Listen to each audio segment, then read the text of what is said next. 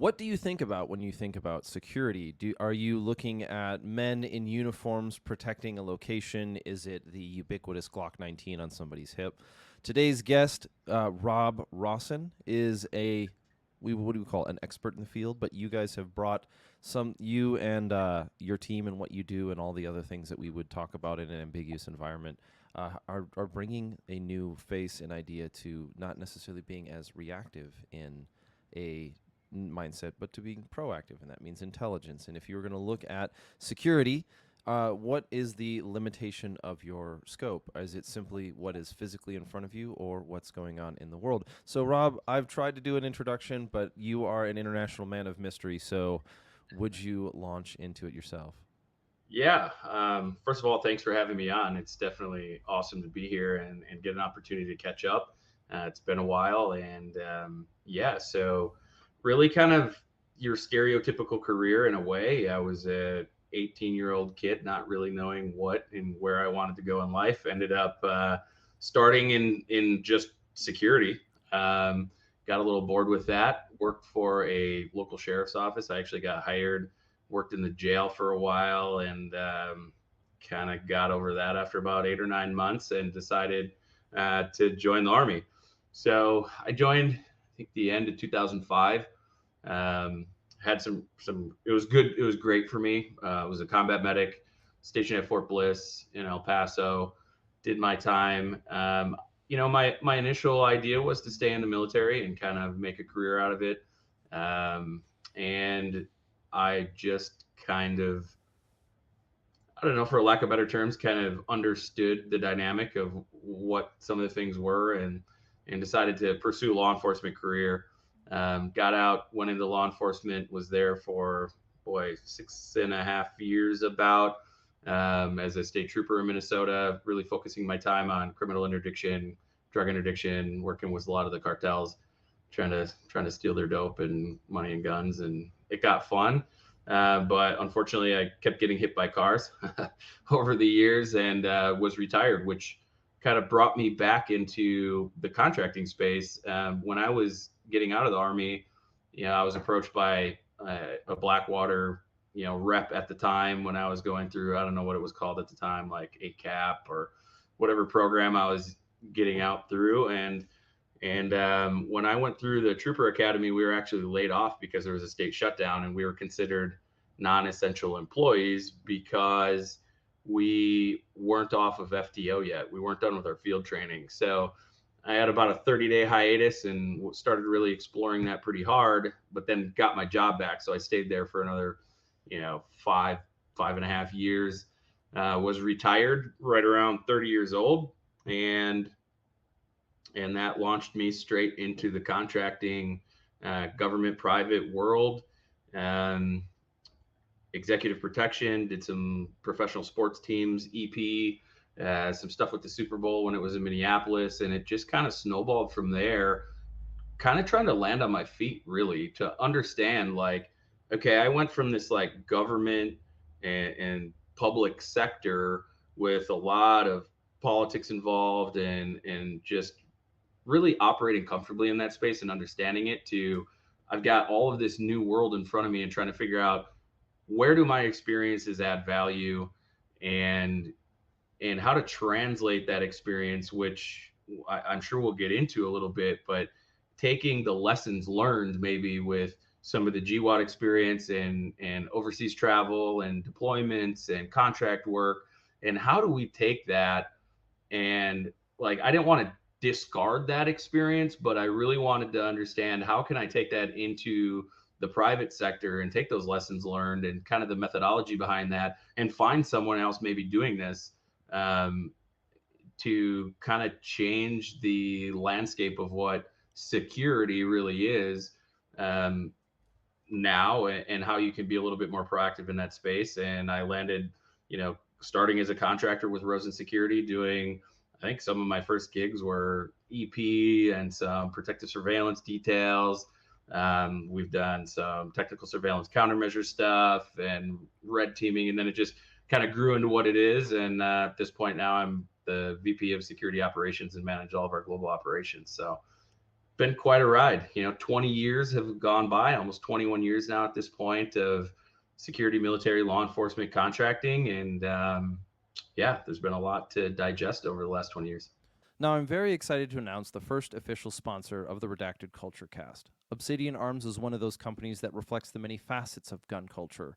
Not only are their firearms frequently found on competition fields like USPSA and 3Gun, but they are a Minnesota based, US sourced original equipment manufacturer. Obsidian Arms makes their own punch and tool kits for the amateur and professional gunsmith out of Little Canada, Minnesota, that come with a lifetime warranty. Whether it is fine parts that require a Swiss machine, or you're in the design phase and are looking for an American machine shop that is in tune with the needs of gun culture, go check out Obsidian Arms at obsidianarms.com. Thank you, and now back to the show. Perhaps, and this might be a bit of a jump, but that one of the reasons why many of our generation joined the military is because we felt like the life outside of that or before that didn't really have a sense of direction or meaning, and we wanted to find that hopefully somewhere else. So before we do that, I'm going to toss it over to the sponsor, and we are going to thank them for the time that they are giving us to bring this episode to you. All right, so you've got a bit of a you're if I were to try to play the comparison game, you're a couple of years ahead of me, especially in many of these subjects. But I also wanted to illustrate how I want to start on one point, and that has to do with, let's take just the raw concept of security, and I want to hear how you've thought about it and how you've seen it and how your thinking has changed on it over that 21-year period.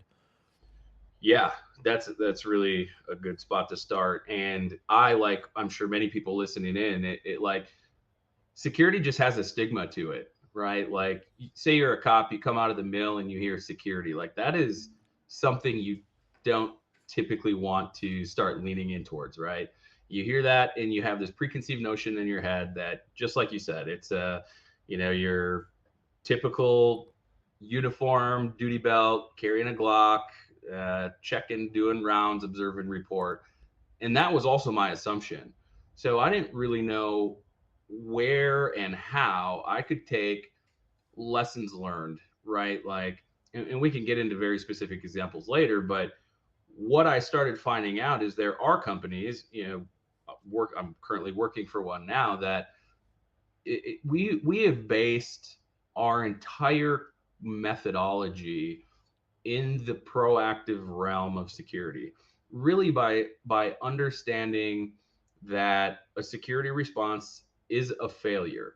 The way the United States has kind of been set up with the justice system and the criminal justice system specifically is, it's really hard to prove things before they happen, right? So how do you stay proactive, and how do you mitigate some of these threats before things happen? And we do it by, our kind of philosophy is, you deter first. You put measures in place to deter threat actors from even targeting your place. You want to detect them if they are in your space or your protected environment.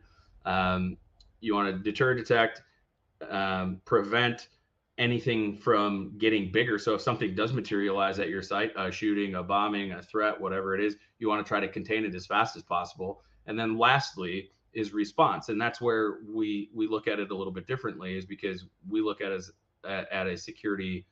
response as a security failure. So we want to always stay in that proactive space. So the founder of our company, Michael Rozin, came from Israeli Defense Forces, Shin Bet, which is kind of like, top level 3-letter agencies in the US kind of combined into one, like Secret Service and intelligence agencies all kind of combined. And the company really started with behavior threat detection and understanding people who have malicious intent or are carrying things out in real time for like hostile surveillance, right? Think about, somebody who's taking notes, pictures, videos. They're doing these things that could look like surveillance or look like somebody potentially planning something, and approaching and interviewing these people right away. Because what we want in our spaces, in our client spaces that we're responsible for, is we want to build those layers of security so that when a terrorist or a potential, hostile actor, active shooter, whatever it is, looks at our target and just says, my chances of success here are very minimal. Do we know that that's pushing water and might move them to another site? Sure. And that's unfortunate, but our job is to protect our clients' assets. And that's really what we've become good at, is staying in that proactive space. And we know from interviews and interviewing terrorists and people and research that we've done and people that we know and work that we've done personally, that some of the main factors that they look at is if the attack is going to be simple for them to carry out and they have ease of access to the site, right? And if they can do that over and over again, no matter what the security measures are, we know that they're going to be comfortable carrying out an attack in that space. A really good example of that would be like Timothy McVeigh in the Oklahoma City bombing. A lot of people don't know, but he actually scouted out other areas, and one in Minnesota, federal building, mapped probably where you went. And he parked the vehicle outside there, and he was approached right away and told to move his vehicle. And you look at what has happened and what the United States has done, say, since 9/11 around security. You know, I don't like to dig on the TSA, but when somebody has that ease of access and they're not approached, because you look at what has happened, right? We look at we look at 9/11. And after 9/11, what do? They increase the sensitivity of the metal detectors at checkpoints, and they start banning box cutters and all these different types of metals. Well, again, very reactive. Billions of dollars probably went into some of these technologies, but then what happens? Then the threat actors end up in this space where now we have the liquid bomb plot, and now they're bringing liquid on. Then we get another reactive measure where now you have a liquid restrictions on aircraft, and then you've got the infamous underwear bomber, and then we end up with body scanners, again reactive. So you kind of keep seeing this, and then I can keep going with it, right? Richard Reed, the shoe bomber, he ends up getting a shoe bomb onto the plane. Luckily, it was raining in Paris when he went to the airport and wasn't able to light the fuse. But law enforcement actually helped him rebook his flight after he was deemed of a person of concern the next day to get on that flight, because he had, I believe, he had a lighter on him and they wouldn't let him get on the plane. So his handler told him to go back the next day, call law enforcement, ask for help, and they put him on the plane with matches, but he couldn't get the fuse lit on his shoe bomb. So like we see these reactive measures, but the big gap that we're seeing is the intent is always there. The behaviors are always there, and those things can be identified in real time and stopped before these things happen, and these people can be identified. Even Richard Reed said it himself. He tried initially to attack El Al Airlines, which is an Israeli airline, and he said it was impossible. Is it impossible? Unlikely. It's unlikely impossible, but the perception that deter, detect, prevent piece puts out there, it gives that psychological piece in their head that they may get caught or it may be difficult. And if we make that's the only thing that we have in our control. We don't pick when, we don't pick how, we don't pick what they're going to do in the attack that they're going to carry out. But what we can do is we can create a site that in the eyes of the adversary is difficult.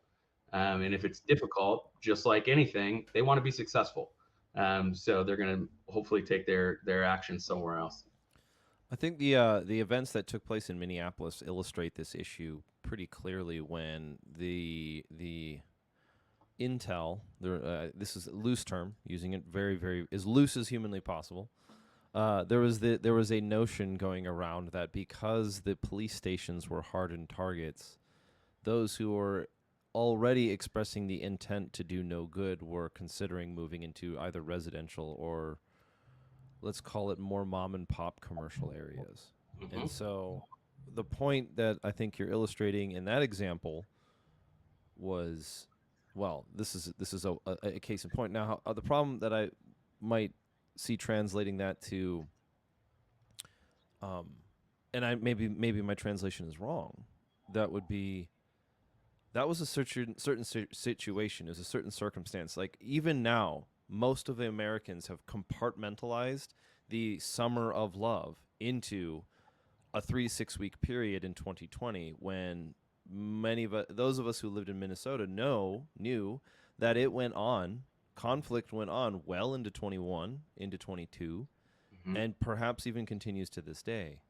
How would you approach this issue of of hardening a target in order to deter those who will have the intent and behavior patterns of malicious intent without, let's say, ethically, not even ethically infringing on an individual's right to innocent until proven guilty? Or does that not, is that just like, does that not even apply in this arena?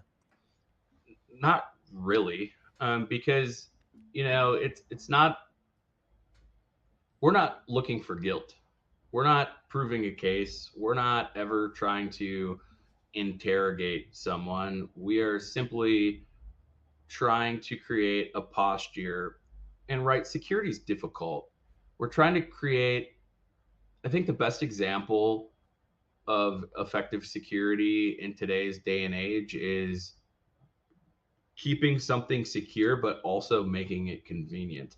And I think the best example of that really is like, think about an iPhone, arguably one of the more secure devices out there. But what do I have to do to unlock that device? I just have to look at the phone, right? So being able to understand that, especially in the private space, right? You get into the government sector, we can put hardening and bollards and bullet resistant paneling and walls and window glazing materials or glass, all of these things, right? But when you get into the private space and private sector, perception is a very big issue with a lot of folks and a lot of the clients we work with. Of we want it to be secure, but we want it to be open and inviting. So there's striking that balance between safety and security and kind of convenience and openness, but kind of circling back a little bit, like what can you do? I think the biggest thing, anybody listening or kind of in this space, you can never go into the thought process of this isn't going to happen here, or that was an isolated incident, or any of that type of thought, because you have to learn from these things that happen. Because think about what happened in Minneapolis, right? So buildings start being looted and are on fire. And the way the first responder kind of system is set up, well, fire and medics can't respond unless the number one thing in their eyes is scene safety. So if the scene is not safe and things are not safe for those, resources to come into the area, you end up with a really big problem, which inserted us, and our kind of journey into the 2020 realm. But really kind of like, I guess the best way to put it would be like wargaming this stuff, like get a team together. I think the best thing you can do is what if everything, right? Because a failure to predict is a failure to protect. And that is like the big piece of this is, what are you trying to protect and who are the relevant threat actors? Do you know your proximity exposure, right? Are you close to a city hall or a protest location? Are you in tech? Are you in government? Are you a media publisher that might be putting out sensitive, your threat landscape is so much different depending on what sector you're in. So having that imagination is going to be key. So let's break down. It's something that you and I have some common knowledge on, and then I'm because I want to use that as an attack vector for you to illustrate something that I want to hear from you, as you are let's call it the expert in the room, just for the sake of it, right? CQB, right? You think if you've ever been to a low to mid-level, usually on a lower end or a more introductory, I'm not saying low as in derogatory, as an introductory CQB kind of class, right? You get a bunch of guys who all did CQB 1, whatever you call it. It doesn't matter what arena you come from. And then you put them all in a room. So you've got like a junior Marine, a junior Army guy, a junior whatever, Navy SEAL. Pick your hierarchy. It doesn't matter. And you put them all in a room together, and you tell them to go start doing CQB stuff and trying to figure out an environment. They're going to have a lot of what-if questions, depending. And it seems like, if you're familiar with like the Dunning-Kruger effect, that there's the what-if questions kind of peak at one point in time where you have all these tools to solve a thing, but you don't actually have the full comprehension of the subject. And so when, as a person becomes more skilled in that activity, they might still engage in what-if questions, but they do it from a very different standpoint. And the point that I'm saying is, if you're in a room where someone is teaching, or you're the one being taught, or you're the one teaching yourself, if you're engaging with a what if question, whether you're asking it or being presented it, is the purpose of the question to be answered, or is the purpose of the question to stump somebody, or to like create a problem that can't be solved? Does this make Y- sense? Yeah, definitely. I don't think, I think stumping is definitely, uh, at least in my world, if I'm teaching a course, whatever it may be in, Mm. I never want to stump people. I want it to open organic conversation to bring up ideas because I, from my experience, and I'm sure yours as well. I mean, you talk about prepping for prepping for an op, whether you're in the military or potentially, say you're going to go hit a house on a warrant somewhere. You can, what if everything to death that may seem a little over the top, but hey, let's talk through it. Like, let's actually, How do you limit that in that environment between in the ego side of it yeah, and the useful information? I'm not the reason why I'm bringing this up is that there is what I mean by the stumping thing is you occasionally encounter this in our environment where we're problem solving an issue. Let's just take though, here's the biggest grandest scale. 2024 election year, Donald Trump versus what probably is Joe Biden at this time, for now at least. Who knows what it's going to be by the time this episode comes out. But the point that I'm saying on that one is there is already this recent memory of 2020, the summer of love, all this other violence in the streets. There's this concern. There seems to be a general uneasiness in the world. Okay, so now we're looking at, well, what if Donald Trump becomes the president? What if there is no clear result to the election? What if there we start seeing events of domestic terrorism as a result of what happens if we see domestic terrorism as being result or being blamed on illegal migration or immigration, whatever the term is, whatever the trendy term is for the day, right? The problem that I'm addressing here is that I want to be able to discover better ways to distinguish and isolate, and then also build on productive conversations that deal with what ifs as opposed to unproductive conversations. Does that got it. make Yes, sense? 100%.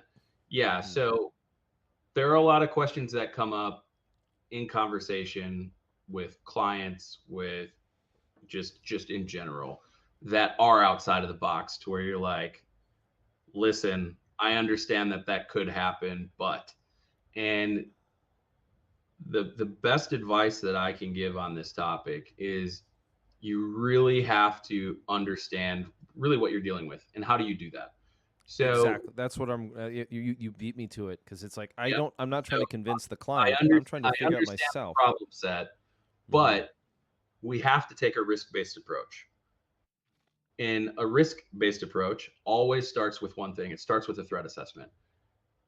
When what I most commonly see when people get down kind of the rabbit holes of what if is thinking up something that is the probability of that ever happening is so slim in their protected environment that it shouldn't even be a part of the conversation because when we go into any problem set, right? And when I say problem set, that is a very, very vague term. It could be something from gang violence all the way to trying to locate someone who is potentially missing, right? Like we have a very wide variety of problem sets that we deal with.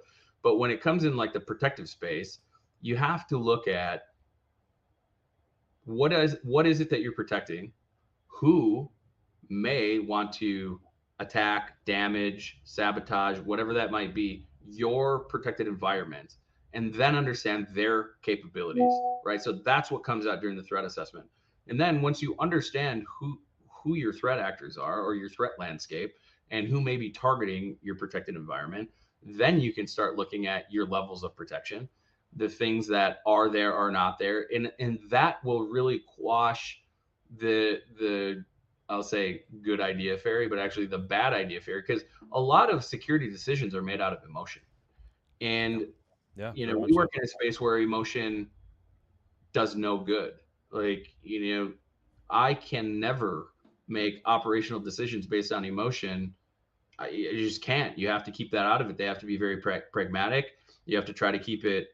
I mean, there is subjectivity, and you have to be objective and subjective just because of the space that you're working in and knowing the things that you might know from your experience and training. But when you break it down and you look at, say, you start with a threat assessment, you understand who your threat actors are, what their capabilities are, and then you start looking at the physical and all the vulnerabilities around. Say you've got 10 sites, right? And this is the kind of important piece of this is, say you have a budget, say your budget's $100 million and you have 10 sites to protect. The same levels of protection may not be needed at all of those sites. You may have something, using Minneapolis as an example, you might have something in the 7 county metro area that, you can't put a blanket approach on how you're going to protect each site if it's in a more rural area versus, South Minneapolis. If, there's protests, there's civil unrest, there's crime, there's limited police resources, there's a lot of second and third order effects that have played out over the last 4 years from 2020. Coming into 2024, we've learned a lot of lessons here in Minneapolis, and my hope is that people kind of wondering or maybe preparing or have some concerns about what could happen in 2024 is look at the history, like look back and see the lessons that were learned and what happened, right? Like we were facing humanitarian crisis in South Minneapolis because people didn't even have resources to food, emergency services, and there's curfews. Like how do you prep an organization or even yourself or your family for that level of unrest? And it's really thinking through that, assessment of who and why and what their capabilities are, and then looking at your levels of protection based on risk and not based on emotion. And that normally ends that conversation of, well, what if. Yeah, we can do that all day, and there is a place where that's very productive. Like if we are red teaming something, what ifing is great. If we are trying to think of, potential attack vectors, what ifing is great. But when that twists into this emotionally driven um, decision making process, or decision makers who are basing a lot of their stuff off of emotion, it's definitely the wrong approach, and There's it's hard to pull people out of that.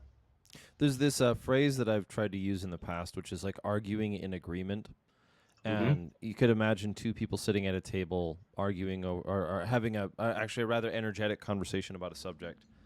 And while at the end of the day they really do agree with each other, what they're trying to do is they seem to be arguing over who can describe the problem better.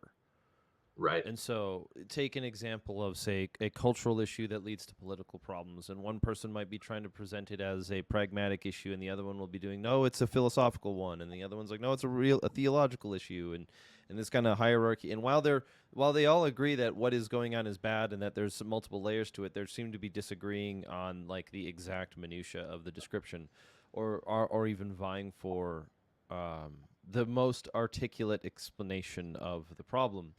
And so I can see that happening within the security space. But I want to take a chance to make it a little bit more practical, even if for a window, and say, and ask, you've drawn up a difference between a threat assessment and red teaming.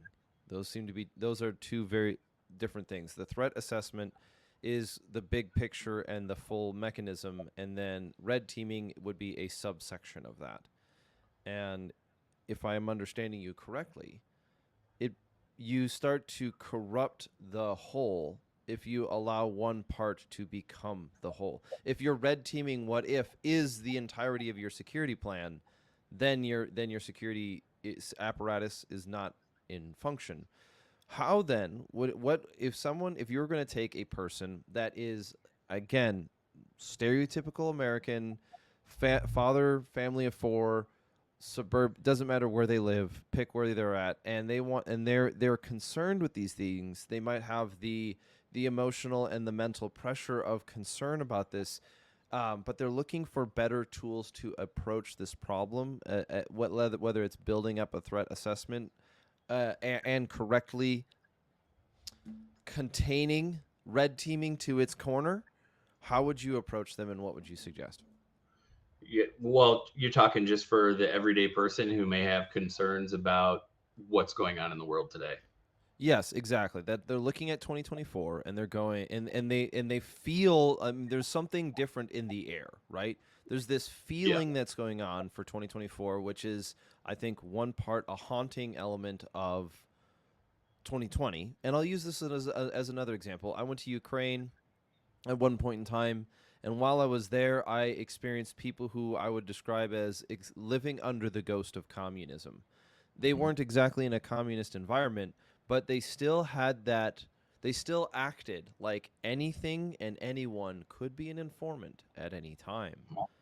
And Mhm. so while they may not have explained it, that was still there. And I think, in some sense, what we are experiencing in the West right now in America is that we have this recent memory of a catastrophic event, or at least a ideal identity challenging event, being the Summer of Love, and we're looking at 2024 having many of the same features, Mhm. but it hasn't manifested at the same level. And now, so we feel that pressure to build and concern oneself with a security position, but we just, everything that we read or we have has not been fruitful. How would you start? Yeah. So the first big part I want to like differentiate just in this conversation is individual safety versus what I do and what our company does to protect like company level assets. There's a huge difference Yep. between that. Red teaming really doesn't apply, in my opinion, when it comes into the space of individual safety. Red teaming really is the idea of testing the effectiveness of your security measures through the eyes of an adversary and finding and identifying those gaps before a bad actor does, because they will when those vulnerabilities are exploited in real time. And kind of going back to your question of like, how do you take all of this? All of it really, I look at security as like an onion in a way, right? There's layers. Like, I kind of was a little critical on body scanners and TSA and metal detectors. I'm not discarding those things as important in a security posture. They're just, you can't, like you were kind of alluding to, like, you can't stack all of your chips in one pile when it comes to security measures. But for the individual side, the biggest thing I can say right now with Minnesota, Minneapolis, 2024, there's so many layers to it. Um, and you really have to be careful. So, we have a team of intelligence analysts that are monitoring everything going on geopolitically on a daily basis everywhere in the world. And you start looking at influence operations from foreign actors, the problem in media and how things are reported. Like right now in Minneapolis, the the city will tell you crime is down, but I can pull up incidents all day long showing you that that is not the case. I can give you geographic areas where that is not the case. So, be careful who you're listening to. We have kind of a rule in the intelligence space to try to triangulate information.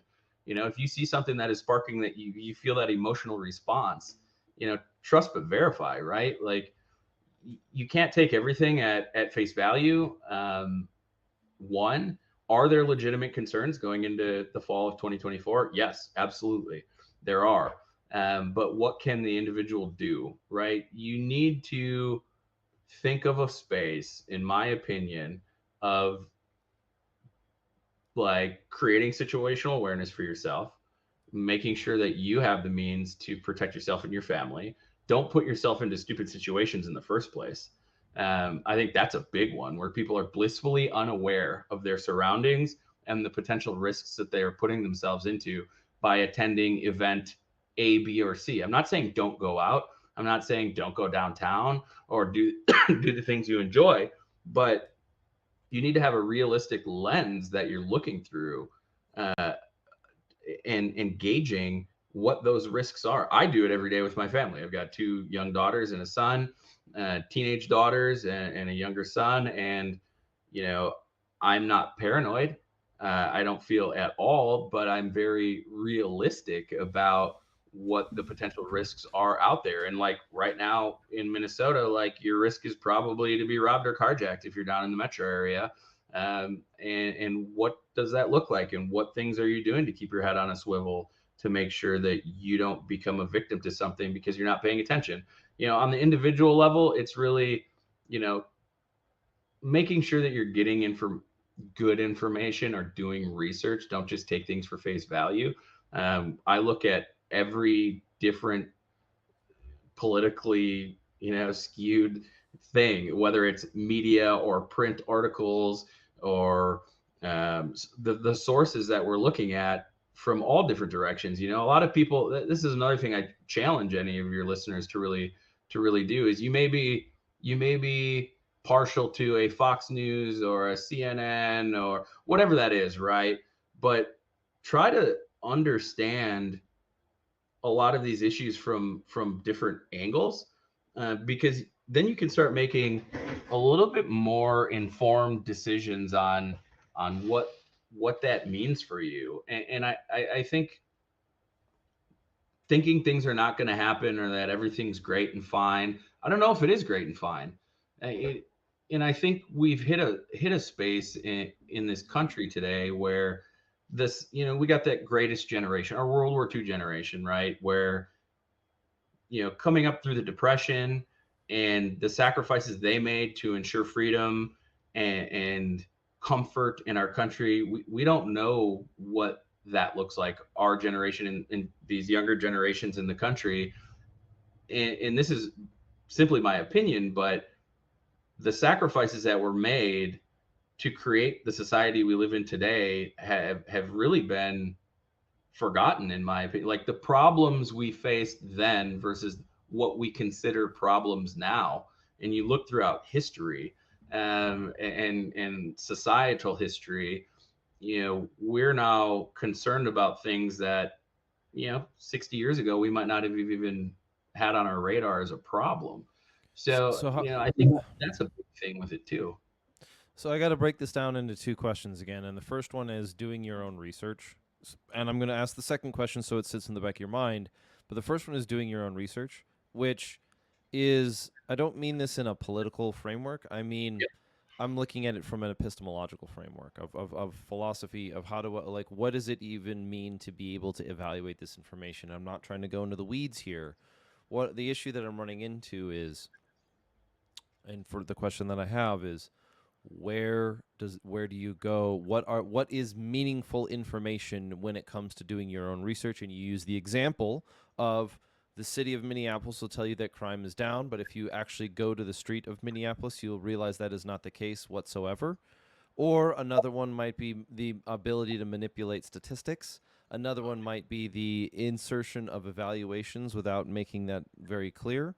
And so the first question is, what do you mean by do your own research, or what tools and locations have you found valuable for extracting useful information as opposed to political information, which has its own use? I can give you a very good example. One, you're absolutely right. Statistics are statistics, and we know that we can skew those in our favor, kind of no matter how we're trying to pitch them.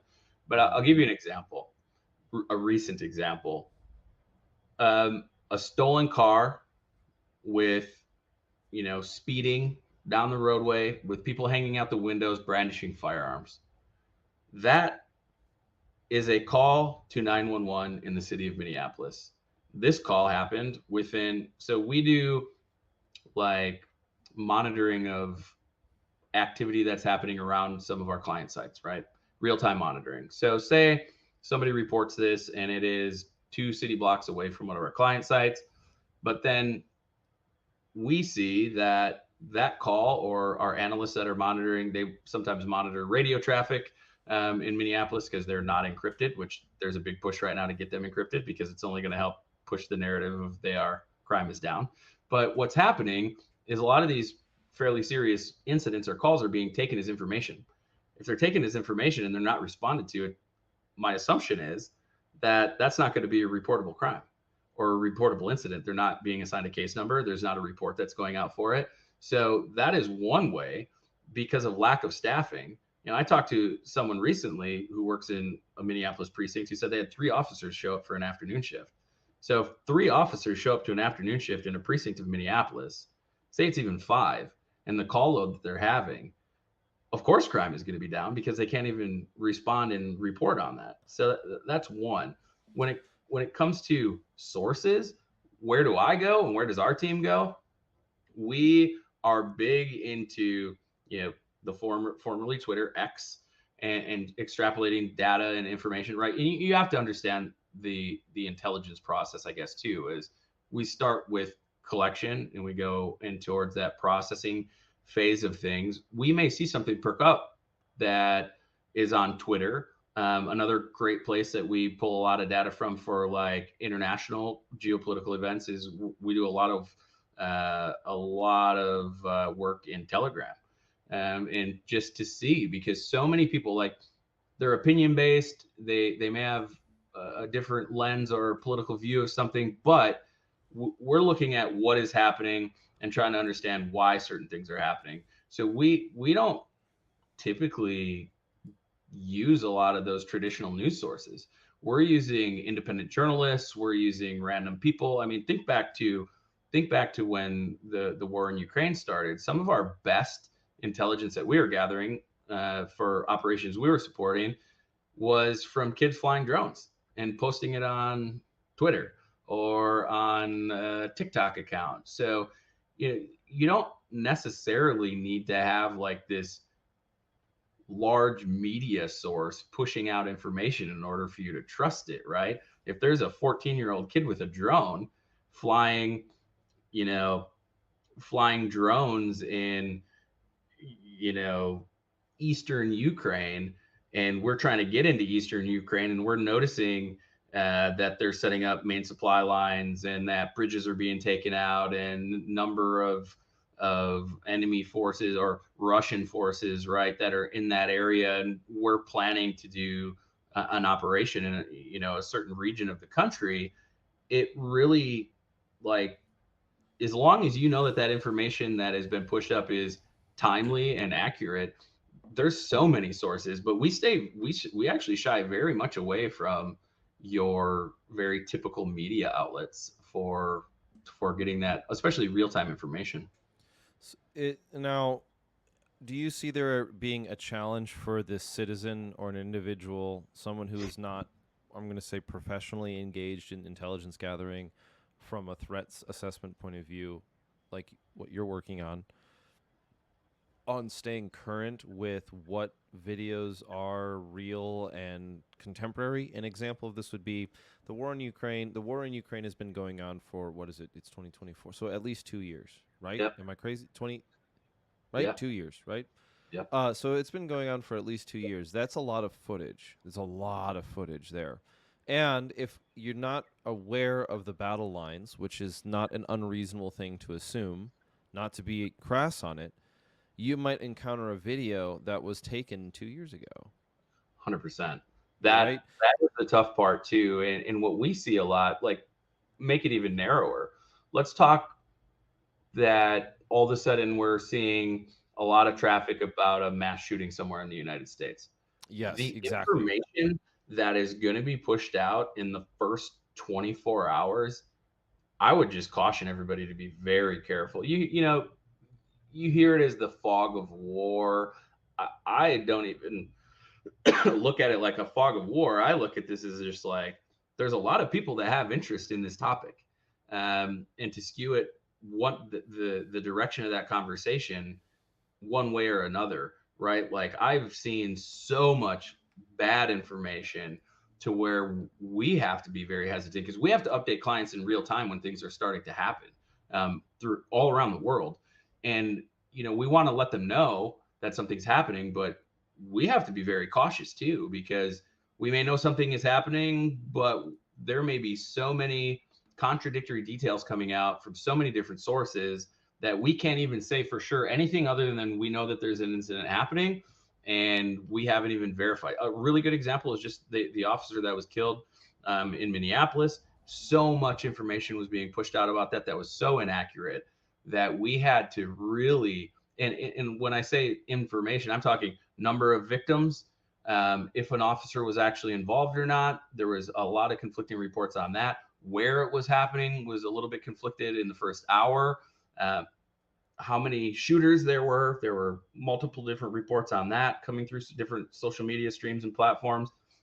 So like, don't get sucked into some of the early conversations, and really, it's hard to know what's truth and what's not unless there is video or photos that are posted, or you have a source. Like, that's another big thing, is we spend a lot of time building networks and getting human intelligence sources and trusted people within organizations that are willing to share information or that we have relationships with. So it's not easy, and I think for the average American, it's extremely overwhelming, right? Like, I don't think that there's a space.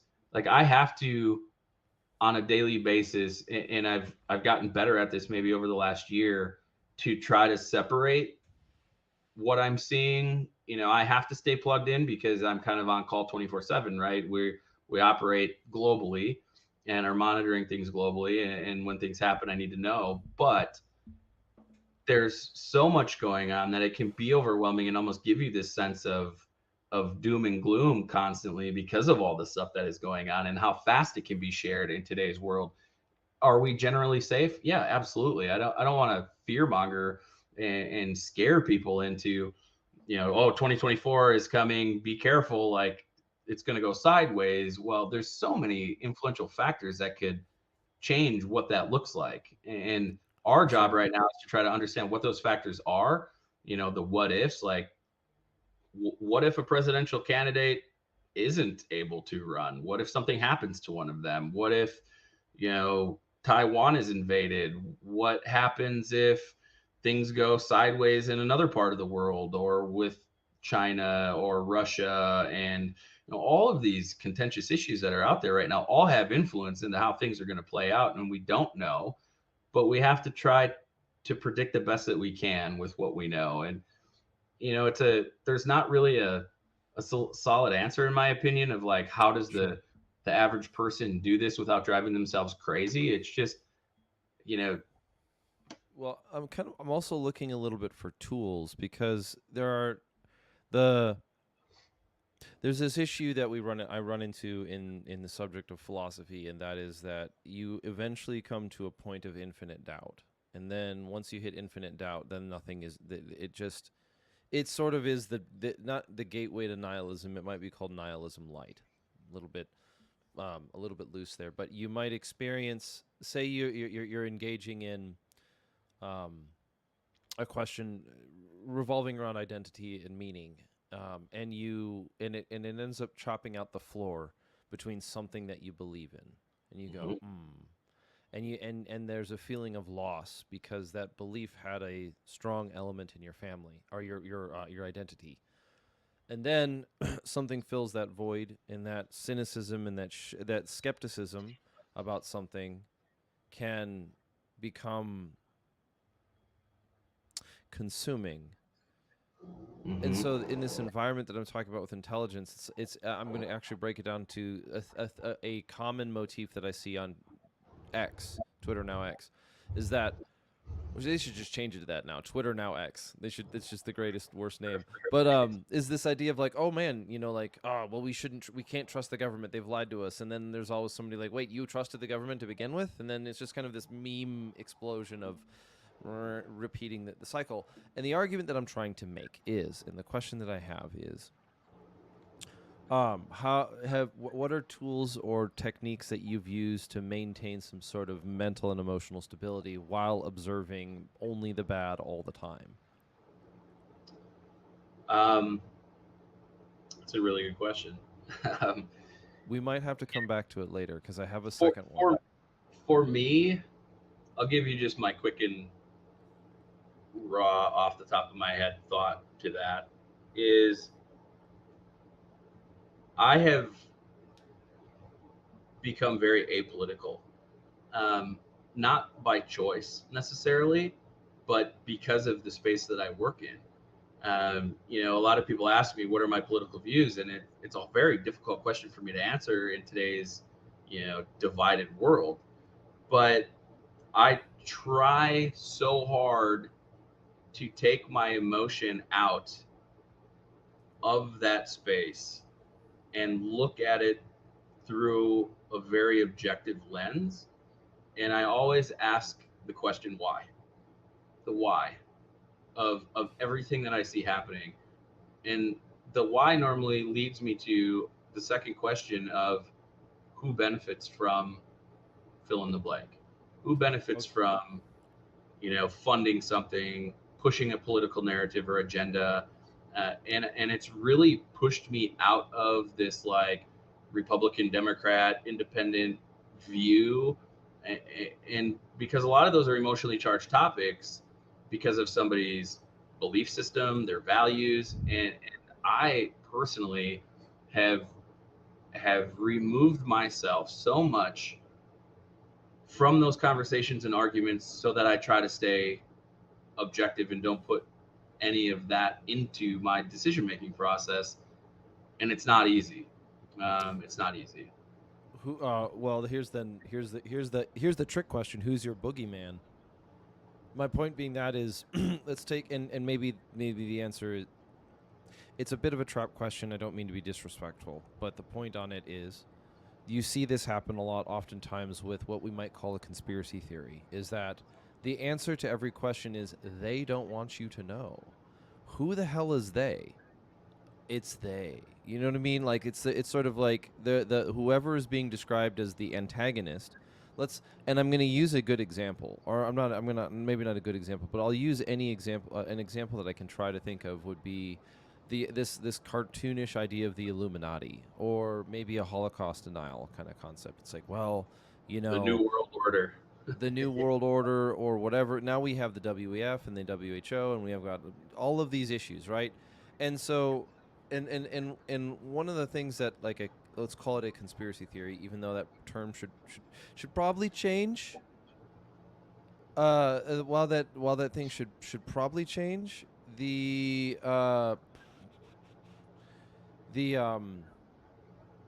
main issue is that it's like the bad guy is turned into almost like a super bad guy. So, how do you distinguish between? Gosh, this is it's a hard question. I'm getting interrupted. I'm trying to pull together.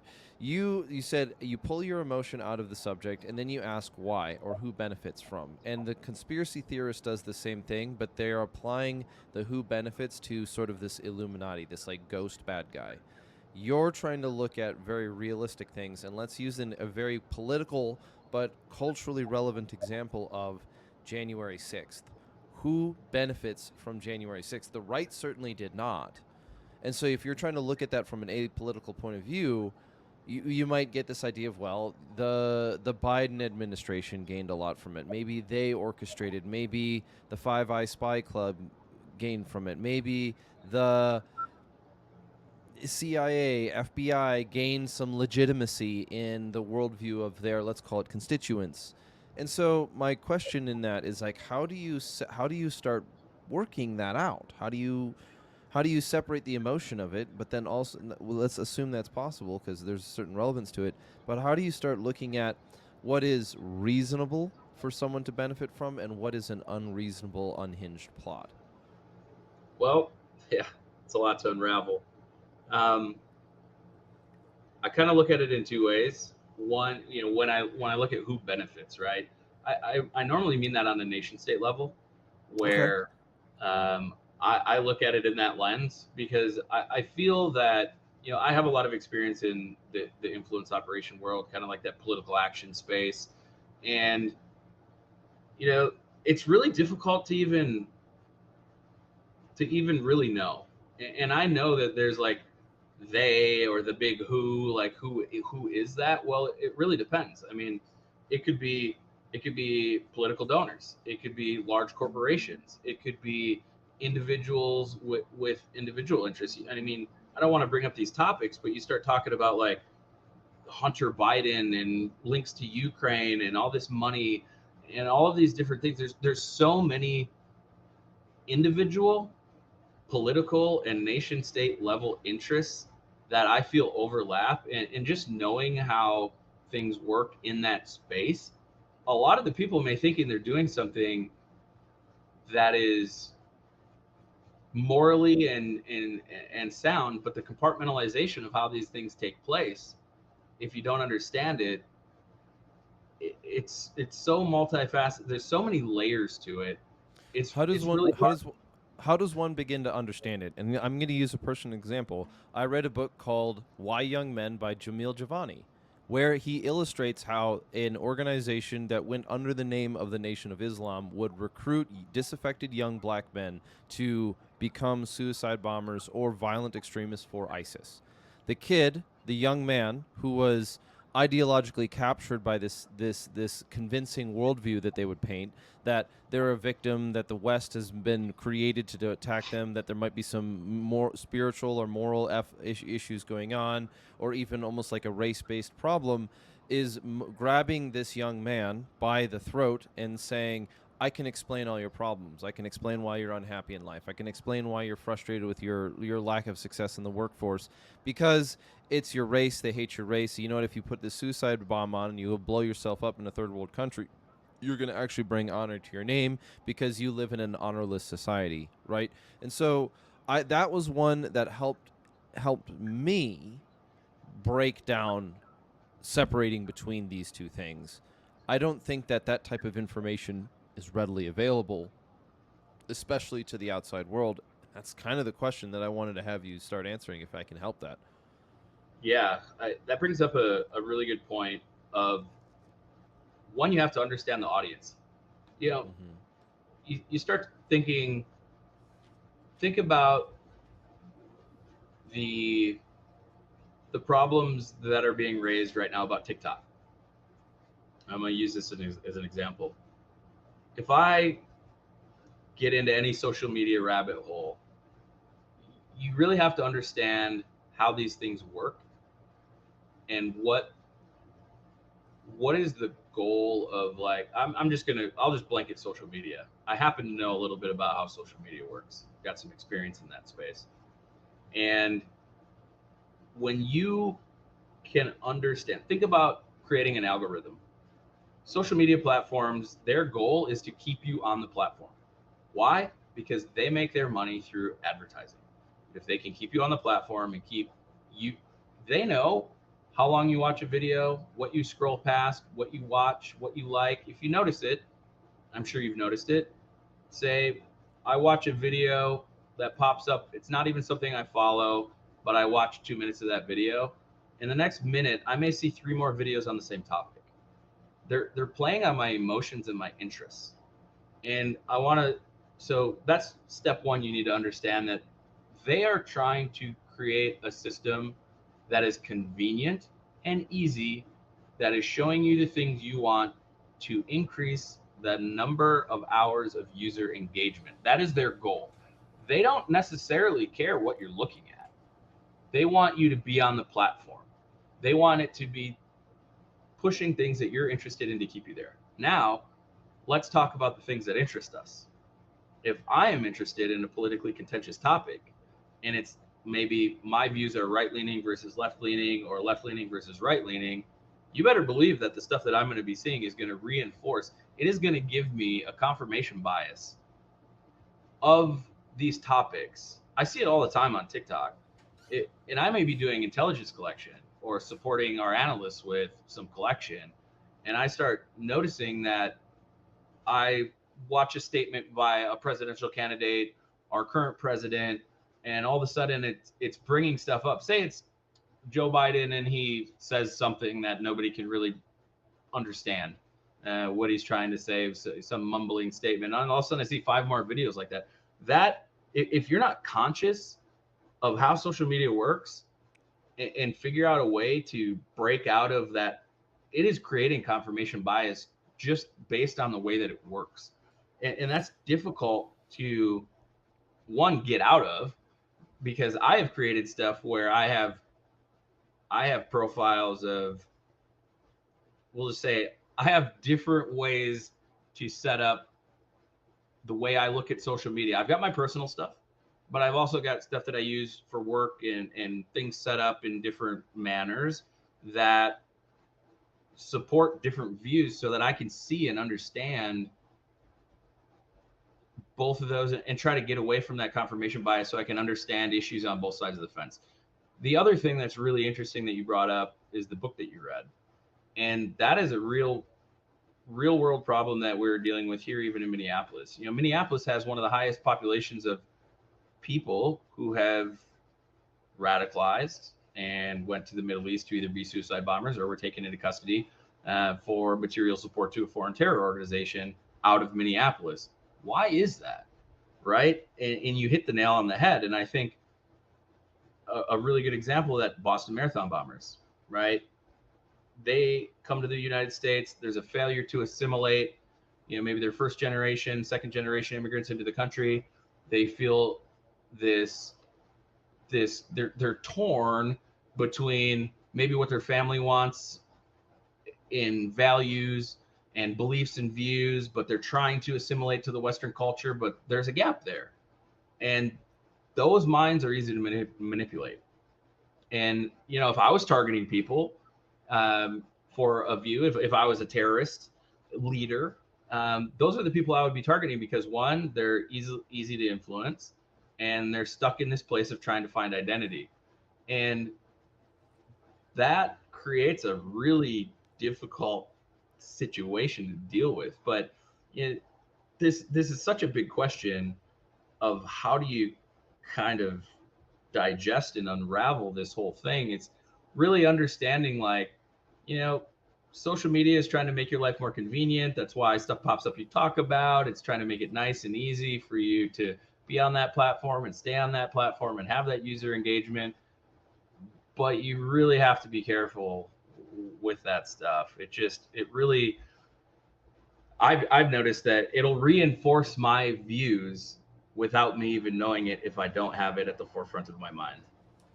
That I can see that taking place, and maybe it's an echo. Maybe my echo chamber is a little bit more where that subject is on the nose. I'll use it, kind of two examples of it is that one of the ways that we're on Instagram. We recently hit 10,000 followers. Small page carrying on. I can go onto my page right now and I can show you the things that are being censored. I can show you where the shadow banning is happening. I can show you that my stories are being limited, that my the information that I share is not. I don't want me to sound crazy on it. They literally censor my page because I have a Bible verse in my profile, in my bio. It's also in Greek. It's in the Septuagint, so it's not just like, oh, you know, John 3:16. It's more like there's a phrase in there that's a rather. It's not like the front. It is the way of kings. It is the way of God to conceal a matter. It is the way of kings to seek it out. This is not exactly a radicalizing phrase, right? Right. But as a result of that, I'll pull it up right now. It's just, this content cannot be showed to other people. That's my profile. Thanks very much. At the same time, there's a type of content that I have no desire of watching whatever, and my only interaction with it is to block it from my page or anything that it appears on my social media, and that is your e-girl, Instagram thought, internet whores. I don't know. There's another ways to phrase it, but like, you know, your softcore porn, fake jokes. There's a certain category, that whole whatever you want to call it, whether they're trying to sell their OnlyFans page, whether they're trying to just elicit a reaction. Every time Instagram, and I'm pretty sure it is, every time that they do an update, that's my feed. I have nothing. I don't want it. My only interaction with it is no, but it's my feed. So why is my stuff and my quote-unquote echo chamber always being overlapped by something that is not in my echo chamber? It doesn't seem to fit that model of, well, it doesn't, it is actively Instagram's algorithm is actively pushing me away from using the platform where I only post my stuff and look at close connections and then read comments and have a communications tool. What gives? Yeah, I think a lot of those folks are paying and sponsoring and trying to boost their own following, right? That's one. So they have to push that stuff out. And I think just because of, your profile comes off as a more right-leaning thing, and I feel a lot of people in that space that are a target audience for that type of content. That's just my opinion. I don't know that for sure, but this is a very interesting topic when it comes to like algorithms and social media and the why behind a lot of that stuff. I could go into a lot more detail on some of it, but I may not be able to speak openly on some of those things with where I've worked and the knowledge I have in that space. But again, Maybe I'll ask this question in another way, because there has to be some dignity or respect in the conversation. Is where would somebody go to answer those questions where they're floating in the environment? if Where I was a listener yep who was let's take like, let's use an example of John Lovell. John Lovell, Warrior Poet Society, very large page, very well known. He has openly talked about the same issue. How does he answer the question in a meaningful way? yeah, what I will say on this topic, and I think the easiest way for me to put my thoughts out there is who. All right, let's try to figure out the best way to break this down, how I could speak on it without upsetting people. Um,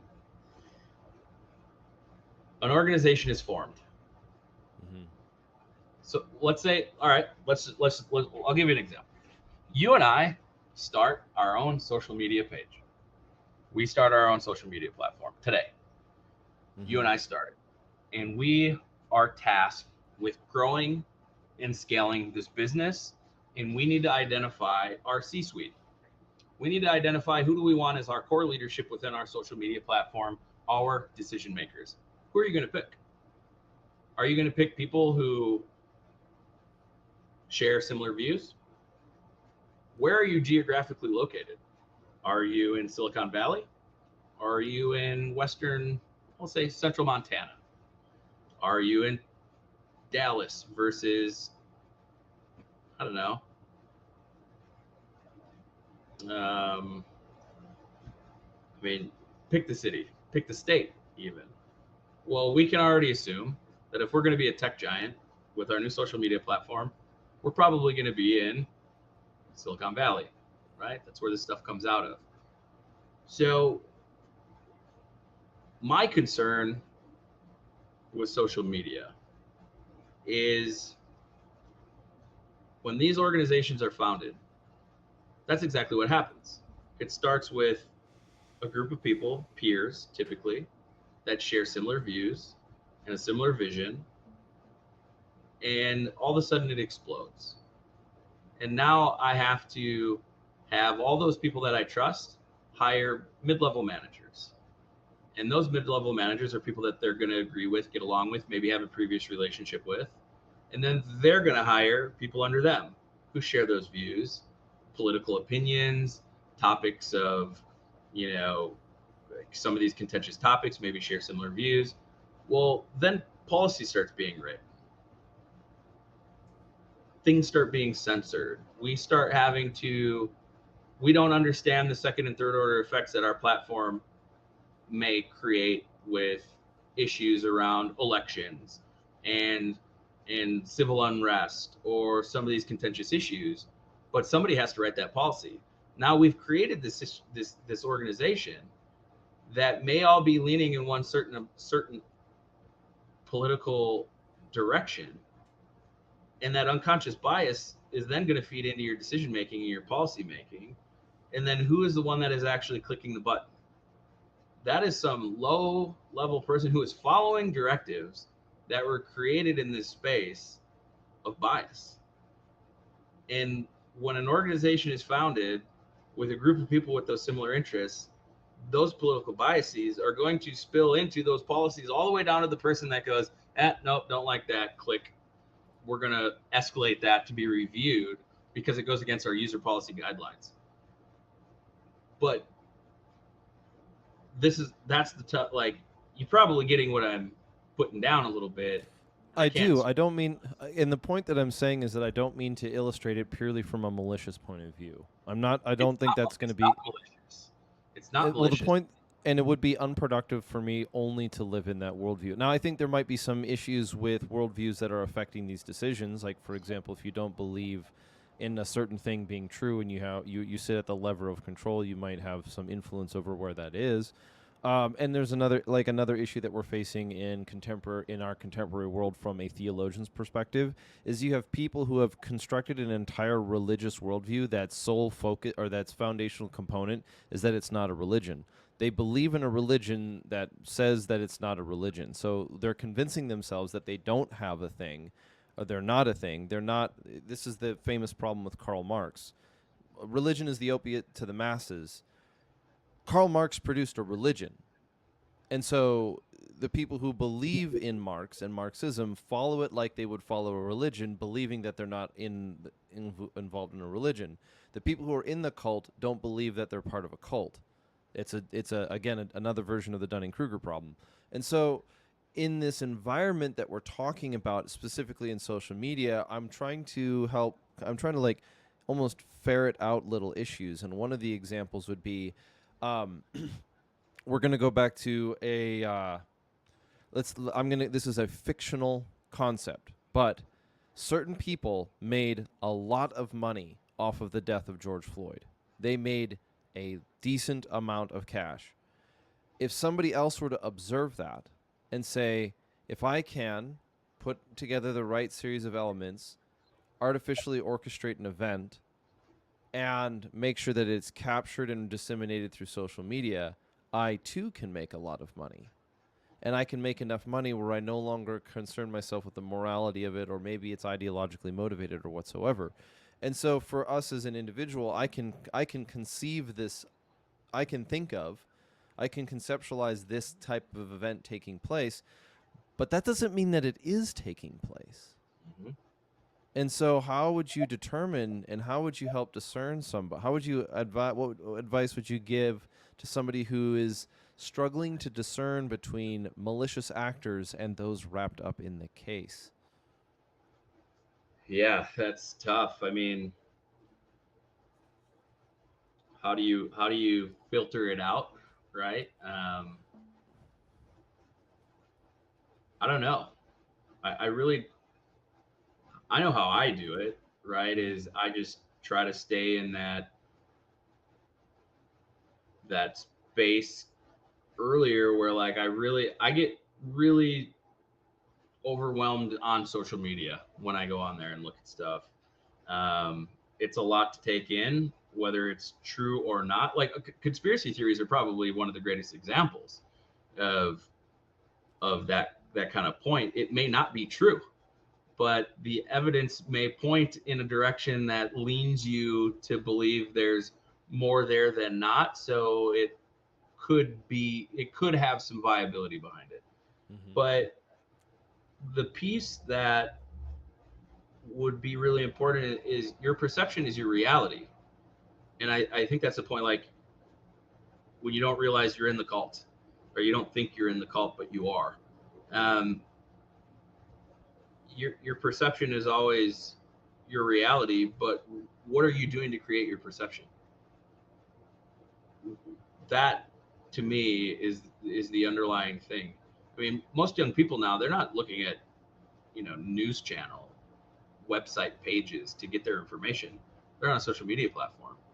But what social media? I'm on everything from X, Facebook, Instagram, Twitter, or X, formerly known as. But I'm also on things. I'm looking at Russian media outlets. I'm on Russian social media platforms. And I'm just trying to, the best way that I can, create a situation where my perception of my reality is as wide of a lens as I can make, even if I disagree personally with the message that's being delivered. Like I look at this. I learned a lot when I lived in California about people's worldviews, and I had a very different worldview moving to Silicon Valley in 2020. Right, I moved there in the beginning of 2020, and I'm coming to that space with contracting background, military deployments, law enforcement experience, and all of these things, fairly well traveled at this point in my life. And I'm working with decision makers who have never lived outside of Palo Alto, California in their entire life. How can you make objective decisions, policy decisions, give input? That was where I struggled with that. And it really changed how I look at things and kind of how I create my social network or my view of the world, even if I'm adding things to that that may be distasteful to my personal opinions. Because I've got my professional opinions where I can stay very, very much in the objective space, but everybody has their own thing and their own views, worldviews, and things like that. But I just noticed there was this big disconnect of like my lens versus somebody who has a very narrow focused lens that they've created themselves by that unconscious bias and that confirmation piece. And for somebody to break out of that, you have to put yourself in a state of discomfort. You have to put yourself in uncomfortable situations. You have to put yourself in uncomfortable conversations that may go against your views. I've learned more from people I disagree with on some of these topics, at least in understanding their viewpoint, whatever it is. It doesn't matter if it's a security standard, a political view, or where they like to go eat pizza. I try to stay as open-minded as possible in those conversations for understanding. I may still go away out of a conversation disagreeing, but now I'm going away from a conversation with an understanding of their lens and their view. And what does that do for me? That creates a larger lens that I can look through and a greater understanding. Like there's something to be said about, something pops up on your social media that you don't like. I mean, these, the thirsty Instagram model thing that's a whole separate in and of itself situation in my perspective and in my view. I just go past it. It's annoying. It's a nuisance in my opinion.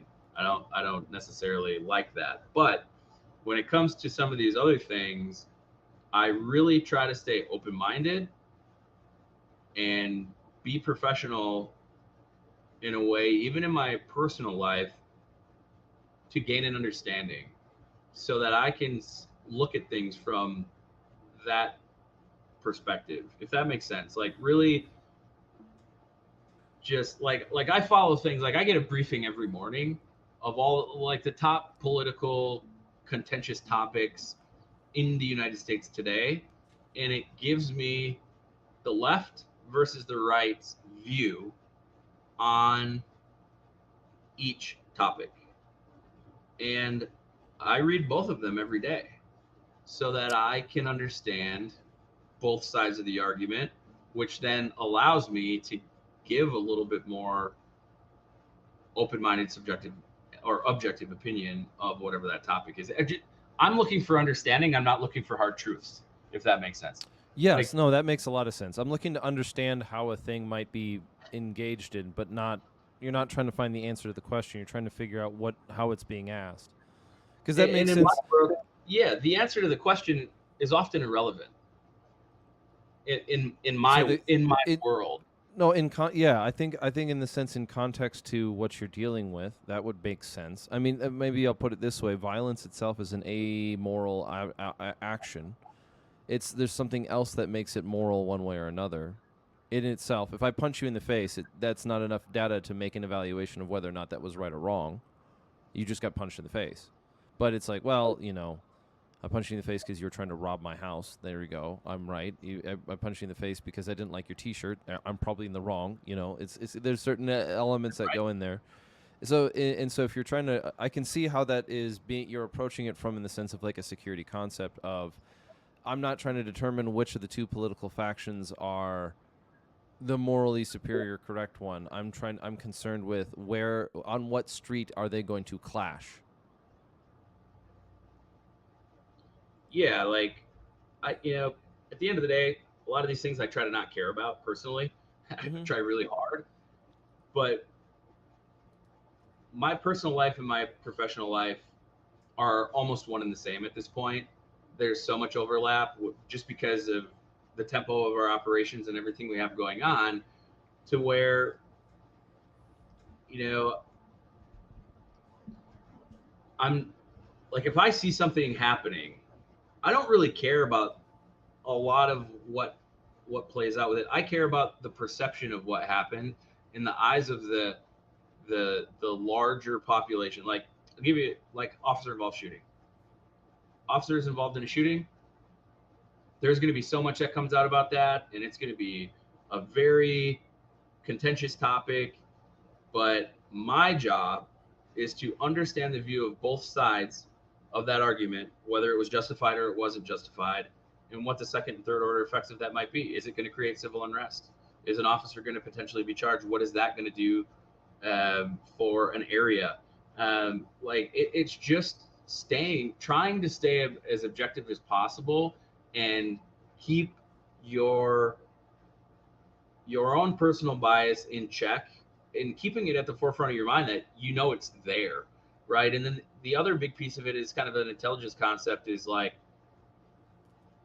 when you look at something at face value, right? You see a 12-second clip of body camera footage.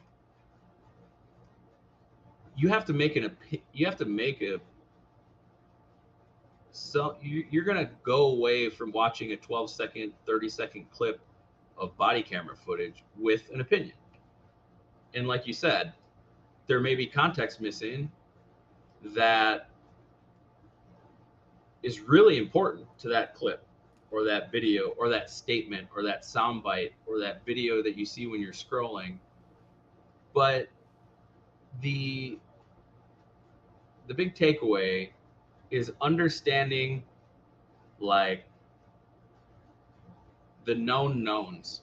What do you know that you know about this that is actually factually accurate, right? There's known knowns, there's known unknowns. What are the things that you know that you don't know, or the pieces that might be missing from this scenario or this situation?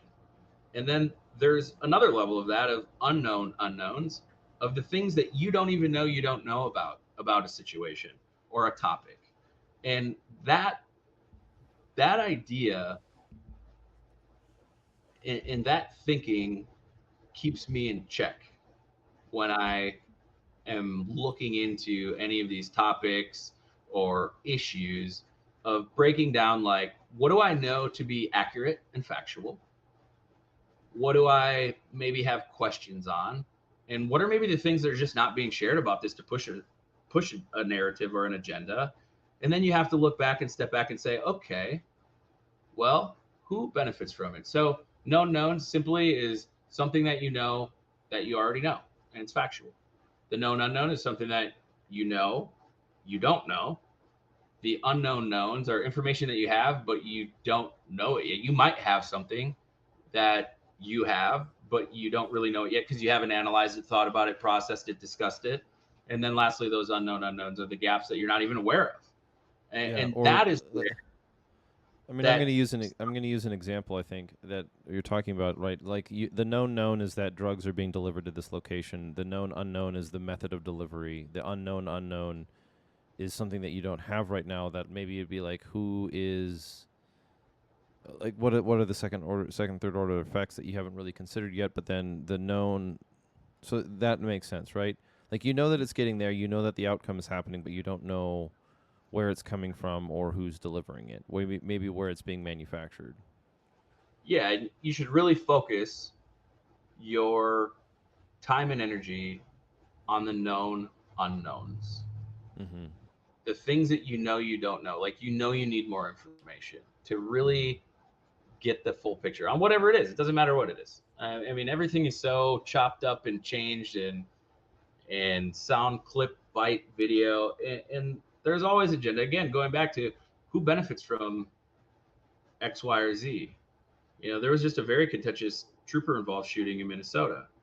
Where the trooper was charged with murder, and the case was just dropped. And a lot of information that recently came out about that, the unknown unknowns that people knew, but the public didn't know. People involved in the case may have known, and we saw it. Like, if anyone wants to see a real good example of clips of things being used to push a political narrative or agenda, uh, that that is it right there in a nutshell. I mean, it actually shocked my personal conscience to see how politically motivated the county attorney's office was to make an example of that state trooper in a justified shooting. Um, Very interesting. That's going to be a spicy topic. I Oh, mean, very. you could go down a long ways, and there's an issue where I think this should serve as a warning sign, a warning to like citizens who live in our country, that if you don't pay attention to what's in your home, in your area, where like this is I forgot who was talking about it, but there's this phrase that was saying we're talking about who benefits from something, right? And there was this this description that was given up, and that is that it doesn't cost it costs a lot of money to install a president. It doesn't cost a lot of money to install a DA.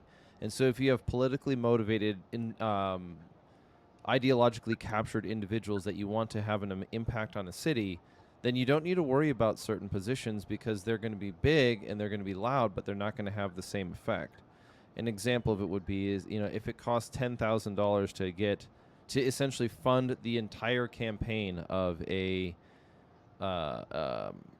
DA, then you can install a DA in an area that is going to function in lieu of your desired outcome. You could say maybe not quite as overt as a mafia boss, but certainly as capable as an ideologically captured individual who's going to prosecute on the basis of race or gender or sex, or on the basis of ideological input or whatever, so forth. So like, instead of trying to get, so even the malicious actors who are playing the influence game are focused on something that is much closer to home. They're just focusing on something that's closer to your home than their own. So that might be an interesting subject. Yeah, like you see this the defund the police thing that happened, in 2020 in Minneapolis, and it's funny, some of the louder voices in that, one of them gets carjacked and pistol whipped in their driveway, and all of a sudden they're moving.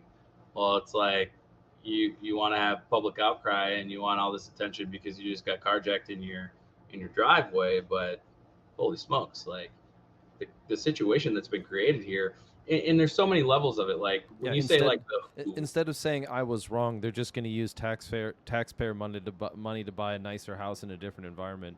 Yeah, and it's like, you look at, and the person who may be benefiting from somebody being put in an elected position may be so far up, and the motivations behind it could be business related. Everything comes down to money, power, and greed, in my opinion.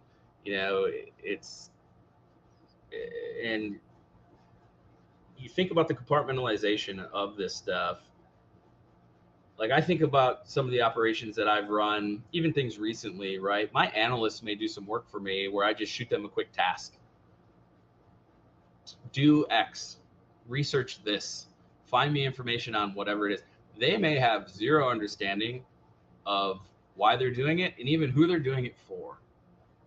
And I think a lot of that is playing out in very high levels of government all across our country, where the person who's benefiting from a decision or somebody being put in place or something that's happening or a conspiracy theory topic is the person who's doing the work, maybe doing that work with a very real, true intention, because they were told that they're doing this on behalf of this for this reason, and it's so compartmentalized that they have no understanding of what they're actually doing and who it's benefiting in the long run. I've been a part of those. I've done stuff and been a part of stuff where I'm like, yeah, I know I'm being told that I'm going to this country and I'm bringing equipment there, or I'm collecting something there, and I know I'm told that it's for X agency, client, whatever it is, but I may be completely blissfully unaware of what that even is. Plausible deniability is a real thing, and I think it is in all levels at this point, to where it's easy to get stuff done when somebody thinks that their intentions are whole and they're doing the right thing because they were asked. Like, my analysts don't know. Sometimes they're just doing their job because they were asked to do their job and complete a task. They don't know if it's connected to some operation in a foreign country or supporting a really wild investigative case or whatever that might be. They're just doing their little sliver, their little piece of the pie, but they don't realize that it's benefiting something much greater than them. But they're just doing it, and because they've been asked, and it's what they are expected to do.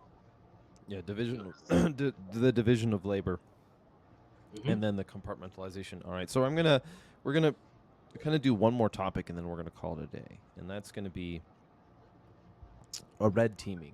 Now, you brought up earlier that red teaming was something that's kind of more specifically directed towards corporations, organizations, and something like that. Now, I don't want to say that red teaming is a trendy word because it's a little bit much, but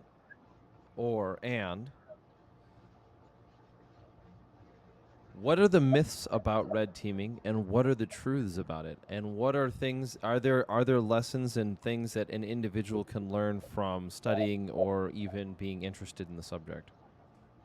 Absolutely. To me, it's one of the most fascinating things that I do, kind of where my passion lies. Red teaming is a very broad topic, first and foremost. There's so much out there. First, I guess my first thing I'll distinguish between on red teaming is there is cyber red teaming and there is like physical red teaming, and they're very different.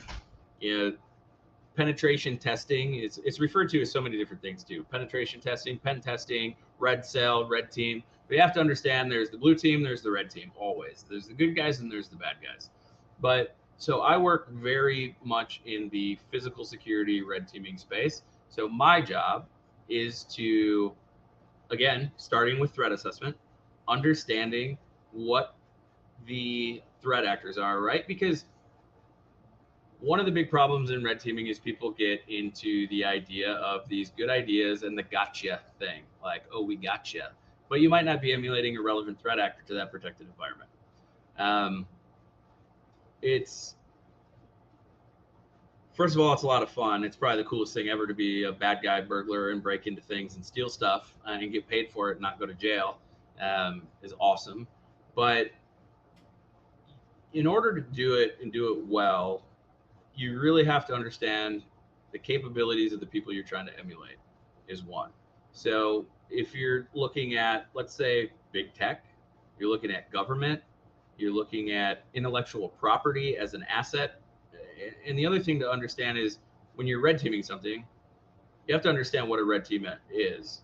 A red team is simply testing security measures through the eyes of an adversary and trying to do that as holistically as possible. So putting controls in place, making sure that the people you're going to be testing don't know the testing is going to be happening, which is another difficult part to do sometimes. Having deconfliction, even at times notifying law enforcement that you're going to be doing this because they might get calls. And people on our team have been proned out at gunpoint before, doing some of these things at more sensitive sites. But, you know, what are the things around it? Everybody thinks it's like a ninja sneaking in through a ceiling in the middle of the night, and 98% of the time. Has that happened? Sure. A common friend of ours, Swede. Um, him and I have absolutely went through buildings and the roofs and lowered ourselves down into buildings as a last resort, right? But the biggest thing about it is we're normally exploiting human vulnerabilities, the human. We're socially engineering people to do things on our behalf that they wouldn't normally do to benefit us and to make them seem like they are helping. So the biggest thing I think people when they see this is they're like, oh, lock picking and door bypassing and all this cool, sexy stuff. Normally, it's creating a situation to where you're either spoofing somebody else or you're exploiting a human to gain access to where you normally wouldn't be able to get to. Is kind of my thing. Explain spoofing somebody else real quick. Yeah, so I do it a lot in this space. So think of an example recently that maybe I've done. I was trying to get access into a building. They had tech prototype development labs type stuff, like in the, I wouldn't even say tech, more in The client, like not the client, the target is that what they're making is, I think, a little bit. Is it relevant to the question? I don't want to be like opening doors. Yeah.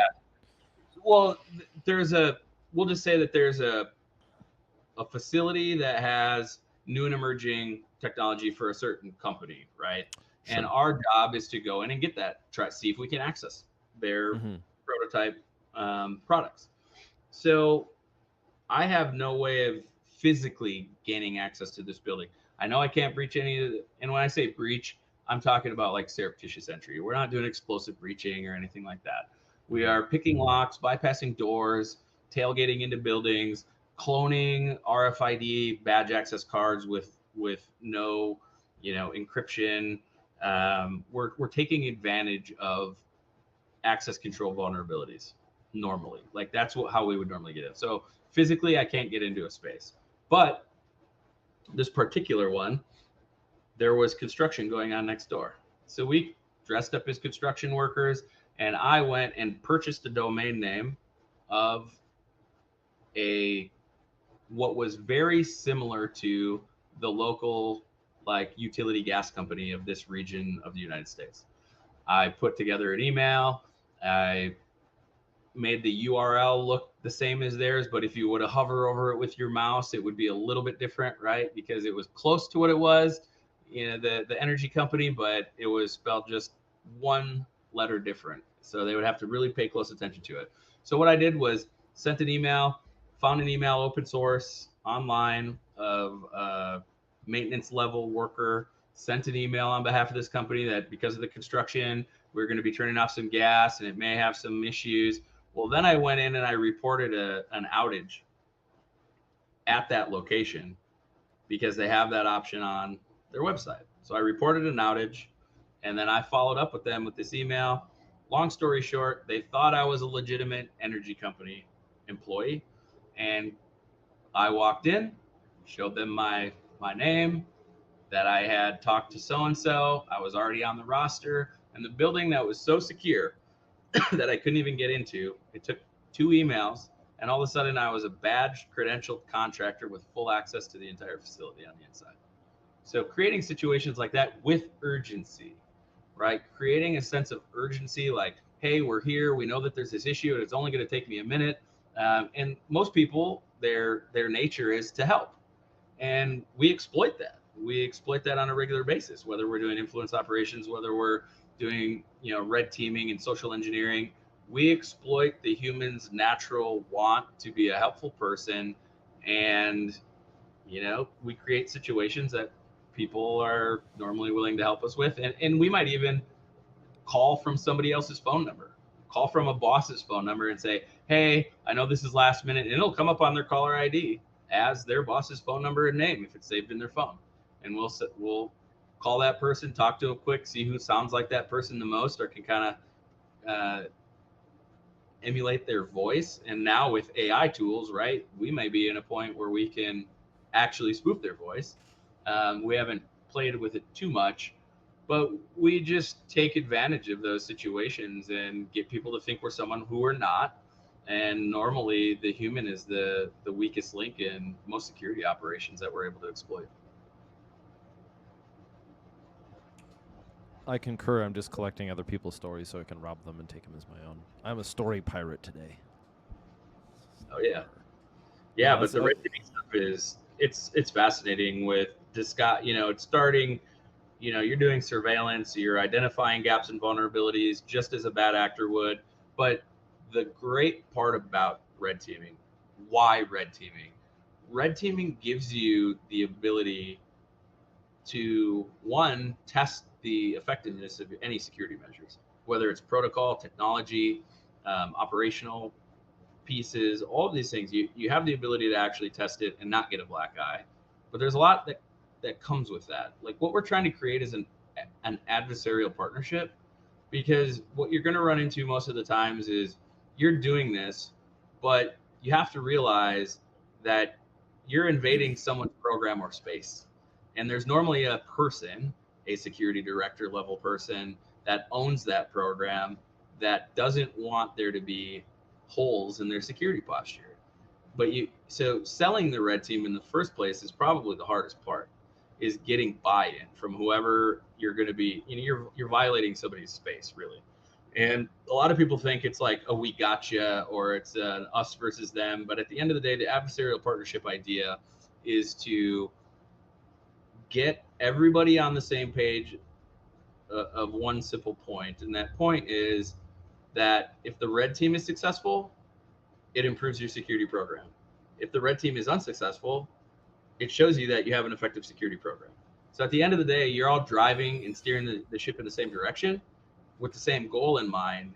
And those egos are oftentimes one of the bigger roadblocks that come into play there, with that. But the other nice thing about it is you identify a vulnerability. Like, give you something simple. Say you want to red team an executive protection team that is protecting, a principal's residence, and you want to test their ability to pick up hostile surveillance and test the effectiveness of their surveillance detection or surveillance detection routes when they leave the property, right? Well, say we're able to operate in that space, we aren't caught, we go back, we train them, we show, look, this is what we were able to collect, this is what we did, these are all the places we followed you and the things that we were able to collect on your entire team. Like, we built dossiers on your entire team of people. We know every one of them. We've actually engaged in conversation with them. But now we come back 30 days later and we try to do the same thing after we review, showed our findings. We let them know the things that they need to do that would make us unsuccessful. And then now we have something to come back and test against. So then I show up 30 days later and I try to follow one of these agents leaving a property. And all of a sudden I get a message in a deconfliction chat like, hey, Rob, are you following us right now? Like, they start putting the SDRs in motion, the surveillance detection, in motion in real time. They're actually doing the routes that we've already kind of planned and trained against, and we get picked up right away. That just shows that the integrity of the program is still there. Because what happens more often than not is when nothing continually happens, people, get complacent. But if they never know that they're going to be tested, or it's a real threat actor, it really maintains the integrity of the program. Because you don't want to fail the test. You have to make that a big deal, to where if they fail it, it's a bad thing. But it has to be a point for training. And when you do that, and they're always looking for the bad actor or the test, because they don't know in real time which is which. They're looking for behaviors. They're looking for things that may be indicative of surveillance, or of, like, the amount of time that we have to spend at one of these sites before we can try to, like, actually break into the building. It's a lot. I mean, sometimes a week. And more often than not, we go completely unnoticed. But after we put these things in place and we train their personnel and we go back and show them what all these things that we did, what they look like, and the mitigation that they can put in place to stop it from happening in the first place and identify it proactively, people start coming out talking to us and we get busted right away. And that's the whole purpose of it, is to find those vulnerabilities, fix them, and then continually test against them to maintain the integrity of the program. Even if it's a small thing, it's interesting how you're just saying the small conversations that people have, like, "Oh, this is out of order. It's out of the norm." I'll go and talk to them. You're like, "Well, we're compromised. We're done here." Right? Like I can think of, like I can think of examples where, well, maybe it doesn't matter about my own examples, but it's easy if the people who are at the location at least can recognize you, that's a pretty big compromising situation. It is. Mm-hmm. Again, remember, what are we trying to create? Deter, Mm-hmm. detect, Mm-hmm. prevent, respond, in that order. And the perception, like we call it the burn syndrome. So many people that I really have a lot of respect for in the industry, that I've worked with unbelievable amount of experience in the real world in very austere environments, doing this at very high level agency levels, surveillance and counter surveillance and this type of work.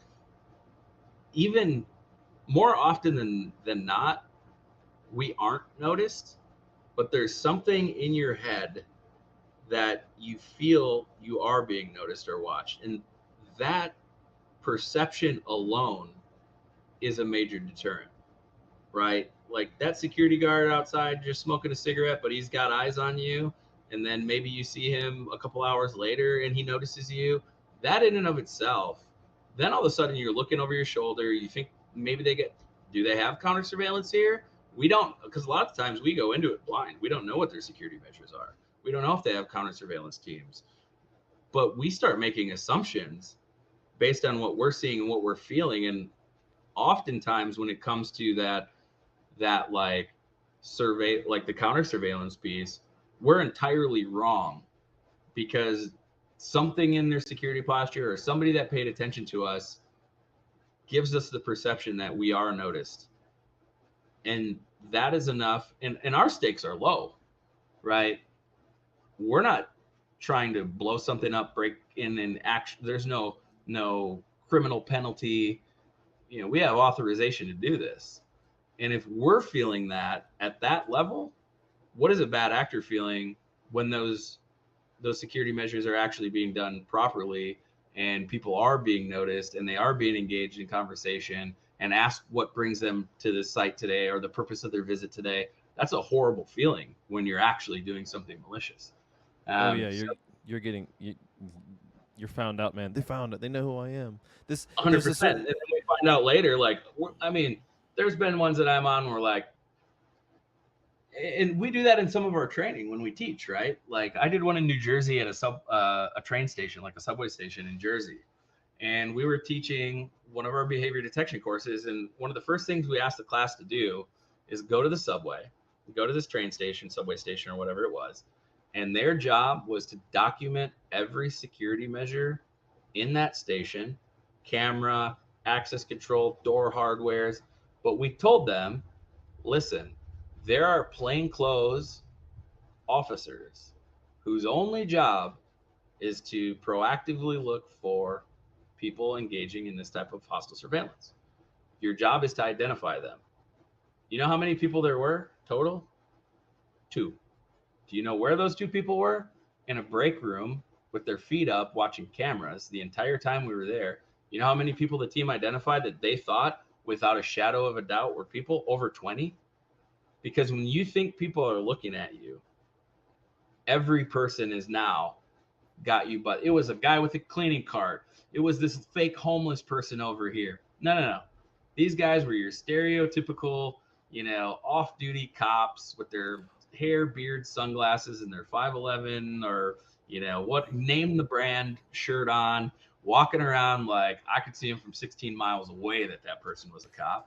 What does that say about people though, right? So like say you're undergoing a job. You've applied for some position that's going to involve a background check. And now all the like I've because I've had to do this before. In the past when I've been in certain positions, I've had to undergo a background check system, right? And so immediately after that I'm thinking, "Oh, I noticed that even sort of subconsciously, my interactions with otherwise total strangers changed, especially in environments that might be pertinent to that thing. Like, why is an example would be like, why is this person who hasn't talked to me for 10 years calling me? Yeah. It might be innocuous, but he's calling me and he's like, hey, man, this is where I'm at. This is what I've been doing. How you been? I'm like, buddy, I haven't talked to you in 10 years. I don't know who you are anymore. Hmm. But now Yeah. you feel paranoid. One thing that I think would be really important and probably interesting for people to really learn about is why. Why does that happen? Why do humans do that? And it's very simple. And I'll break down how it actually has to do with your limbic brain.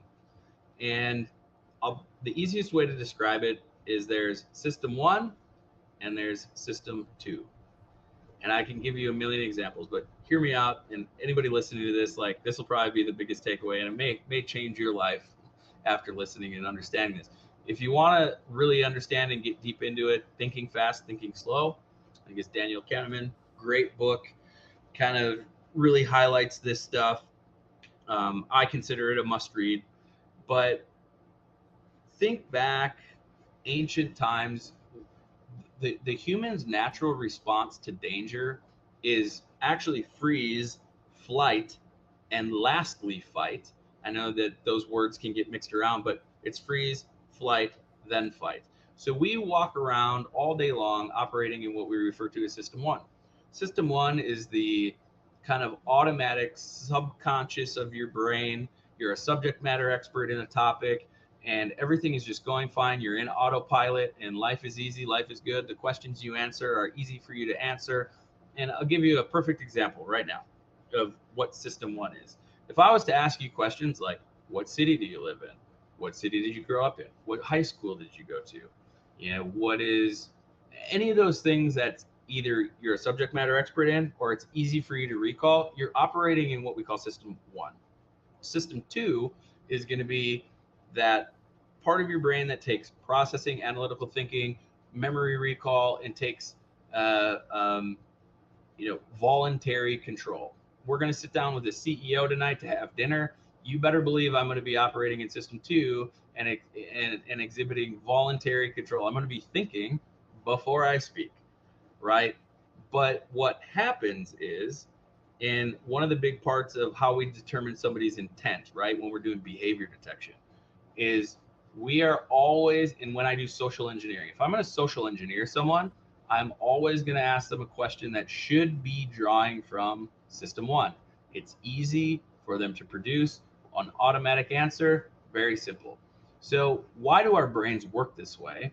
So if you think about shooting on a range, what does your eye gravitate towards between a stationary and a moving target? It's going to probably actually pick up the moving target, the motion, the movement first. You know, predators, if we were prey, the first thing that's going to happen, say a T-Rex comes out of the bushes all of a sudden, you're standing there. Are you going to keep moving or are you going to freeze? Are you going to stop? You're actually going to stop and try to not be noticed. Same thing happens when you leave your house. You think you forgot your cell phone or your keys for your car. What happens every time? Or your hotel room key. This happens to me every time I travel. I stop. I think I forgot something. I stop. I check my pockets. I physically stop. That is system two taking over. That is Yep. absolutely that. So that happens in behavior, but that also happens in verbal conversation. So if I start asking you these questions of things you should reasonably know, sir, what brings you here today? Where did you go to school? How did you travel here? Who are you here to see? Oh, you're here for an appointment. Oh, what time is your appointment? These are things that reasonably should be easy to answer. But when there's a problem with a question that should be drawing from system one of your brain, system two has to take over and and and solve the problem system one couldn't. And that freeze happens in conversation. So if I start asking you those simple questions and we do like a simple test run, right? What is two plus two? What is um, a Mercedes Benz? What is the color of the sky? These are simple for you to answer. But if I start asking you questions that involve computation, there's going to be a different type of response. It's going to take longer. The other thing that's going to happen is if you're lying about it, and system 2 has to come up with an answer for the easy system 1 question, you're smoked. So the human's natural response to danger operates in this system 1, system 2 all the time. System 2, we're in there 5% of the time. We operate in system 1 95% of the time that we're talking and engaging with people, because the brain is lazy. You talk about like effort, there isn't a real effort budget when it comes to why is it hard to study? Why is it hard to learn new things? Because you're working in system 2. It's hard for your brain.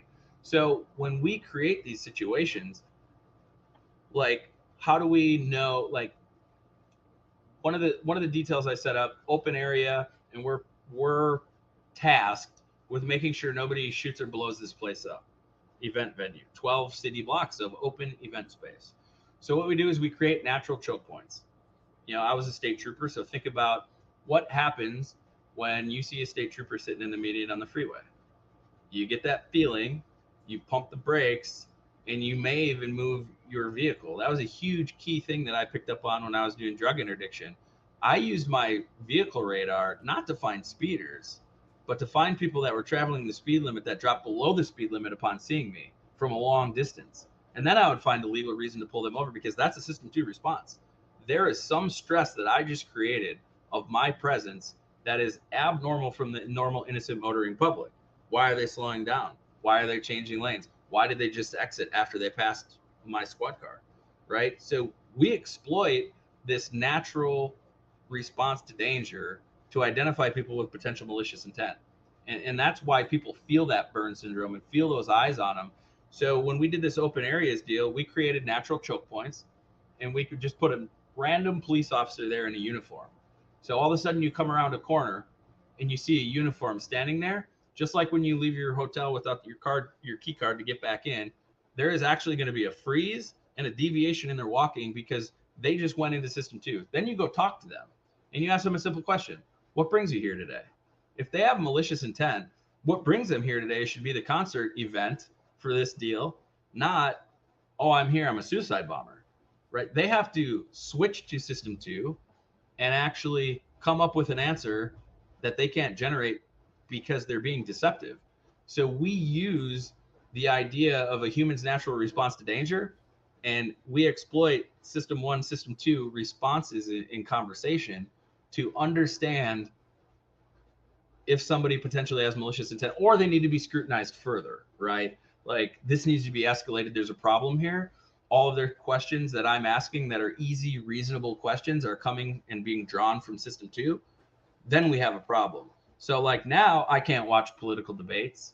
I can't watch, I mean, my wife hates it because I'm like, every single time something pops up on TV when I see someone ask a very simple, easy question and they get this answer substitution is a big one. You know, you asked me a question today, like, it's either a hard question for me to answer, but we've seen it even in our conversation. But you asked me a question right now of something very easy for me to answer, should be. And all of a sudden I go, you know what, Forrest, that's a really good question. And then I give you a response. The gears are just turning in my head to try to craft that response of BS that's about to come out of my mouth. The real question coming and drawing from system 1, if it was easy, should be, yeah, the answer, not all this other stuff muffled in there, you know, signs of discomfort. We look at the nonverbals. The nonverbals are even just as big in that of pacifying behaviors, right? There's a pacifying scale. When you ask a very easy but detailed question that stresses them out, and during that question they start doing something like this, pacifying behaviors. All this, they're very open and animated. You ask the question, and all of a sudden they're right here doing these what we call pacifiers, and we get a system 2 response. We know that there's likely, more than likely, deception in front of us with that answer in real time. So that's how humans kind of work and how their brains work. So when you are out doing surveillance and you think people are watching you, that's kind of like this natural response. So you're now looking at every single person looking at you and think that they've got you. They've got you cooked because you're doing something you're not supposed to be doing. And the behaviors you're exhibiting, you'll be pinned right away if you actually have that adequate training. So if That you if the observers have the adequate training, is my point. correct, Yeah. Okay. correct. Your point. Okay. Good. Yeah, because Because I even find when I that. go red team, Say me it again. knowing this, even when I go do red teaming, like my job is to go do collect surveillance and break into a building. I've been teaching this for years and I know the concepts and everything behind it. And I will turn a corner and something or someone will be there that I did not expect. I will freeze in my tracks. I will deviate I cannot control it in real time. I will switch to system 2 and when I respond to a question, if I hadn't prepared for it and I didn't think that far in my cover story, every single time. It's just the way humans are wired. It's the way your limbic brain works. Yeah, it's. I can imagine it being a subject that draws a lot of attention. This isn't a good. This is not a good way of saying it. I have to restart. When you're a spy, the point being is this idea of the myth of the spy isn't as complicated as it can be made out to be. It's just or maybe sometimes it might be in certain arenas and scenarios, but it seems like the skills are there that they're a little bit more, a little bit less mystical, and a little bit closer to home. I think some people naturally pick up more on body language, and when I was younger, I actually didn't. I just found body language to be very obtuse, maybe just shorter, and it took years of figuring that out in a different way. I found it. I was like, you think of it in a simple, almost like nerdy word of like what you say is more important than how you say it, because I'm more concerned about what is true versus what you're trying to imply, and now that has to change, and you shifted it around a little bit. Well, we've been going on for about 2 hours on this, and we've covered I've got like 5 pages of notes, and so if you're going to start, if you're, are you, have you started your PhD yet? Not yet. Okay, well, let me know when you do that. Maybe we'll have to work on some collected projects. Because I haven't either. But all right, so Rob, we've gone over so much. I mean, we've covered levels of security, subtracting the emotions from the security aspect, so that you're building a threat assessment that's actually based on what you're dealing with versus what sense of pathway to meaning it might produce. It's a bit me extrapolating into it. We've talked about doing research and trying to figure out who benefits from events or media being disseminated. We got into the details and then out of the details and then back into the details. We covered how, for example, products like TikTok and social media and how it is prioritizing and keeping you engaged. And so whatever keeps you engaged, you're going to see more of. But then we've also gone into a little bit of this red teaming and social programming. And I think if we were to have one more hour, I would like to dig into purely the mechanism of social programming and social hacking, or whatever the phrase is that's appropriate to it. But we might have to save that for another time. So That's fine and dandy with me. Yeah, it's these topics, right? We're kind of scratching the surface. Um, Understanding how the human works is so important. I think out of everything that I know and areas that I've studied, that that area of understanding humans, understanding system 1 and system 2 of the brain, how the limbic system works, their response to danger. If you want to walk away today to really understand and give yourself tools, in my opinion, of what you can do, if you can find a way, a place, or study that specifically, that understanding human behavior in real time and deception and being able to discern when somebody is feeling stress and when the activation of system 2 part of your brain works, it's going to help you in your personal safety. It's going to help you in business and sales. I can sit in a meeting with somebody and know what part of my proposal makes them uncomfortable based on their responses and their body language, and I can address it without even having, I could just say, well, what about the price? Is this outside of your price range? Noticing their discomfort with cost. It helps in family relationships. It will maybe dishearten you a little bit when you have conversations with people once you really understand it. But understanding human behavior and what that looks like in real time, um, that is going to be huge for people. So yeah, it's a topic that I could talk about all day. I love it. It's probably more one of my We, passions at this point. we should do this sometime, or you and I have a conversation, and then I send you the recording of that conversation, and you, scene by scene, show this is what might be happening here. This is what might be happening here. That Yeah. would be a really interesting example, and I'll go back to why I talked about, or why I brought that up on nonverbals communication cues and not picking up on them as much. And I think what would have been would have helped in that field, let's call it that microcosm, would be no one ever showed it. It was always just there. Like, well, you gotta pick up nonverbal cues, and they're like, okay, like when someone's crossing their arms, they're closed off. Sometimes they're cold, dude. You know what I mean? Like, it's just being That's a able to really important point. Is the way we look at it is if I'm sitting like this might just be a position of comfort to me. But yeah, the nuance to this is not, or if I'm going like this doesn't necessarily mean I'm lying. I might have to scratch the back of my head. But the timing of those things are what is really important. If I ask you an easy, detailed question, and all of a sudden I go from this, or that person goes from here to here, or from here to here, when they start to answer that question, that is the power of nonverbals. The nonverbals are more, you have to understand when they're important. Yeah, so it's not just that they happen, but it's the timing. 100%. And it's normally in response to a question that should be drawing from system 1, but activates system 2. And that's when you see the discomfort nonverbals come along with that pause or that answer substitution that comes in, to where then we start really drilling down on that specific piece, and then the whole thing falls apart almost instantly every time. Kapow. All right, Rob. So do you said you've been limited at active. What are all your fake social media accounts so I can follow all of them and see all the different Robs? It's like the head of Ghidorah. Well, my name's definitely not Rob on some of the things I use, but it's definitely just my face. Immediately looks up definitely not Rob. At definitely not Rob.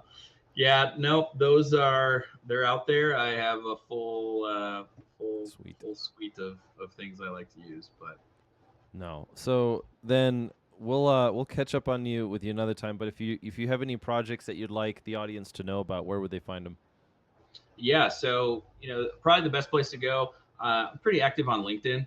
It's under my actual name. I just started one a few years ago. I've now that I've taken on this kind of VP management role within the company, I'm not operational really at this point. There was some concern about it previously, so definitely on LinkedIn. But for more, we put a lot of information, Rozin Security's LinkedIn, social media, as well as our website. There's a lot of information on our intelligence services, behavior detection programs, and the training that we provide. We do a lot of training. A lot of it is in Minnesota. Some of it is in Florida. We're kind of split between the two states. But if anybody wants more info too, they can definitely reach out. LinkedIn would probably be the best. I'm pretty active on there. I post a lot of thought content and things about recent incidents that happen. They either go on our company website, but that'd probably be the best, or just connect directly. Yeah, no, it's exactly how it's going to work then, because one of these days I'm going to have to get to one of your courses. Absolutely. Love to have you. I have a lot of interest in that field still. Yeah, so we have our CYRA program is our behavior detection program. There's the practitioner side of it, to where you can come in and understand what it looks like to be proactive and to go out and identify these people and learn the interviewing process and system 1 and system 2, and then all of it, right? Like there's that practitioner piece. That's a 5-day course that we offer. And then we also have a Red Team Academy. So the Red Team Academy covers everything from props and disguise to surveillance, to covert entry, lock picking, door breaching, social engineering, even to the intel collection and OSINT, and all the way down to how you Google Boolean search and collect information on your target sites. So we offer both of those. They're both 5-day courses, and they are a blast. They're a lot of fun. All right. Well, maybe I'll get to see you at one in the near future. I take it they're mostly open enrollment. Yeah, Good.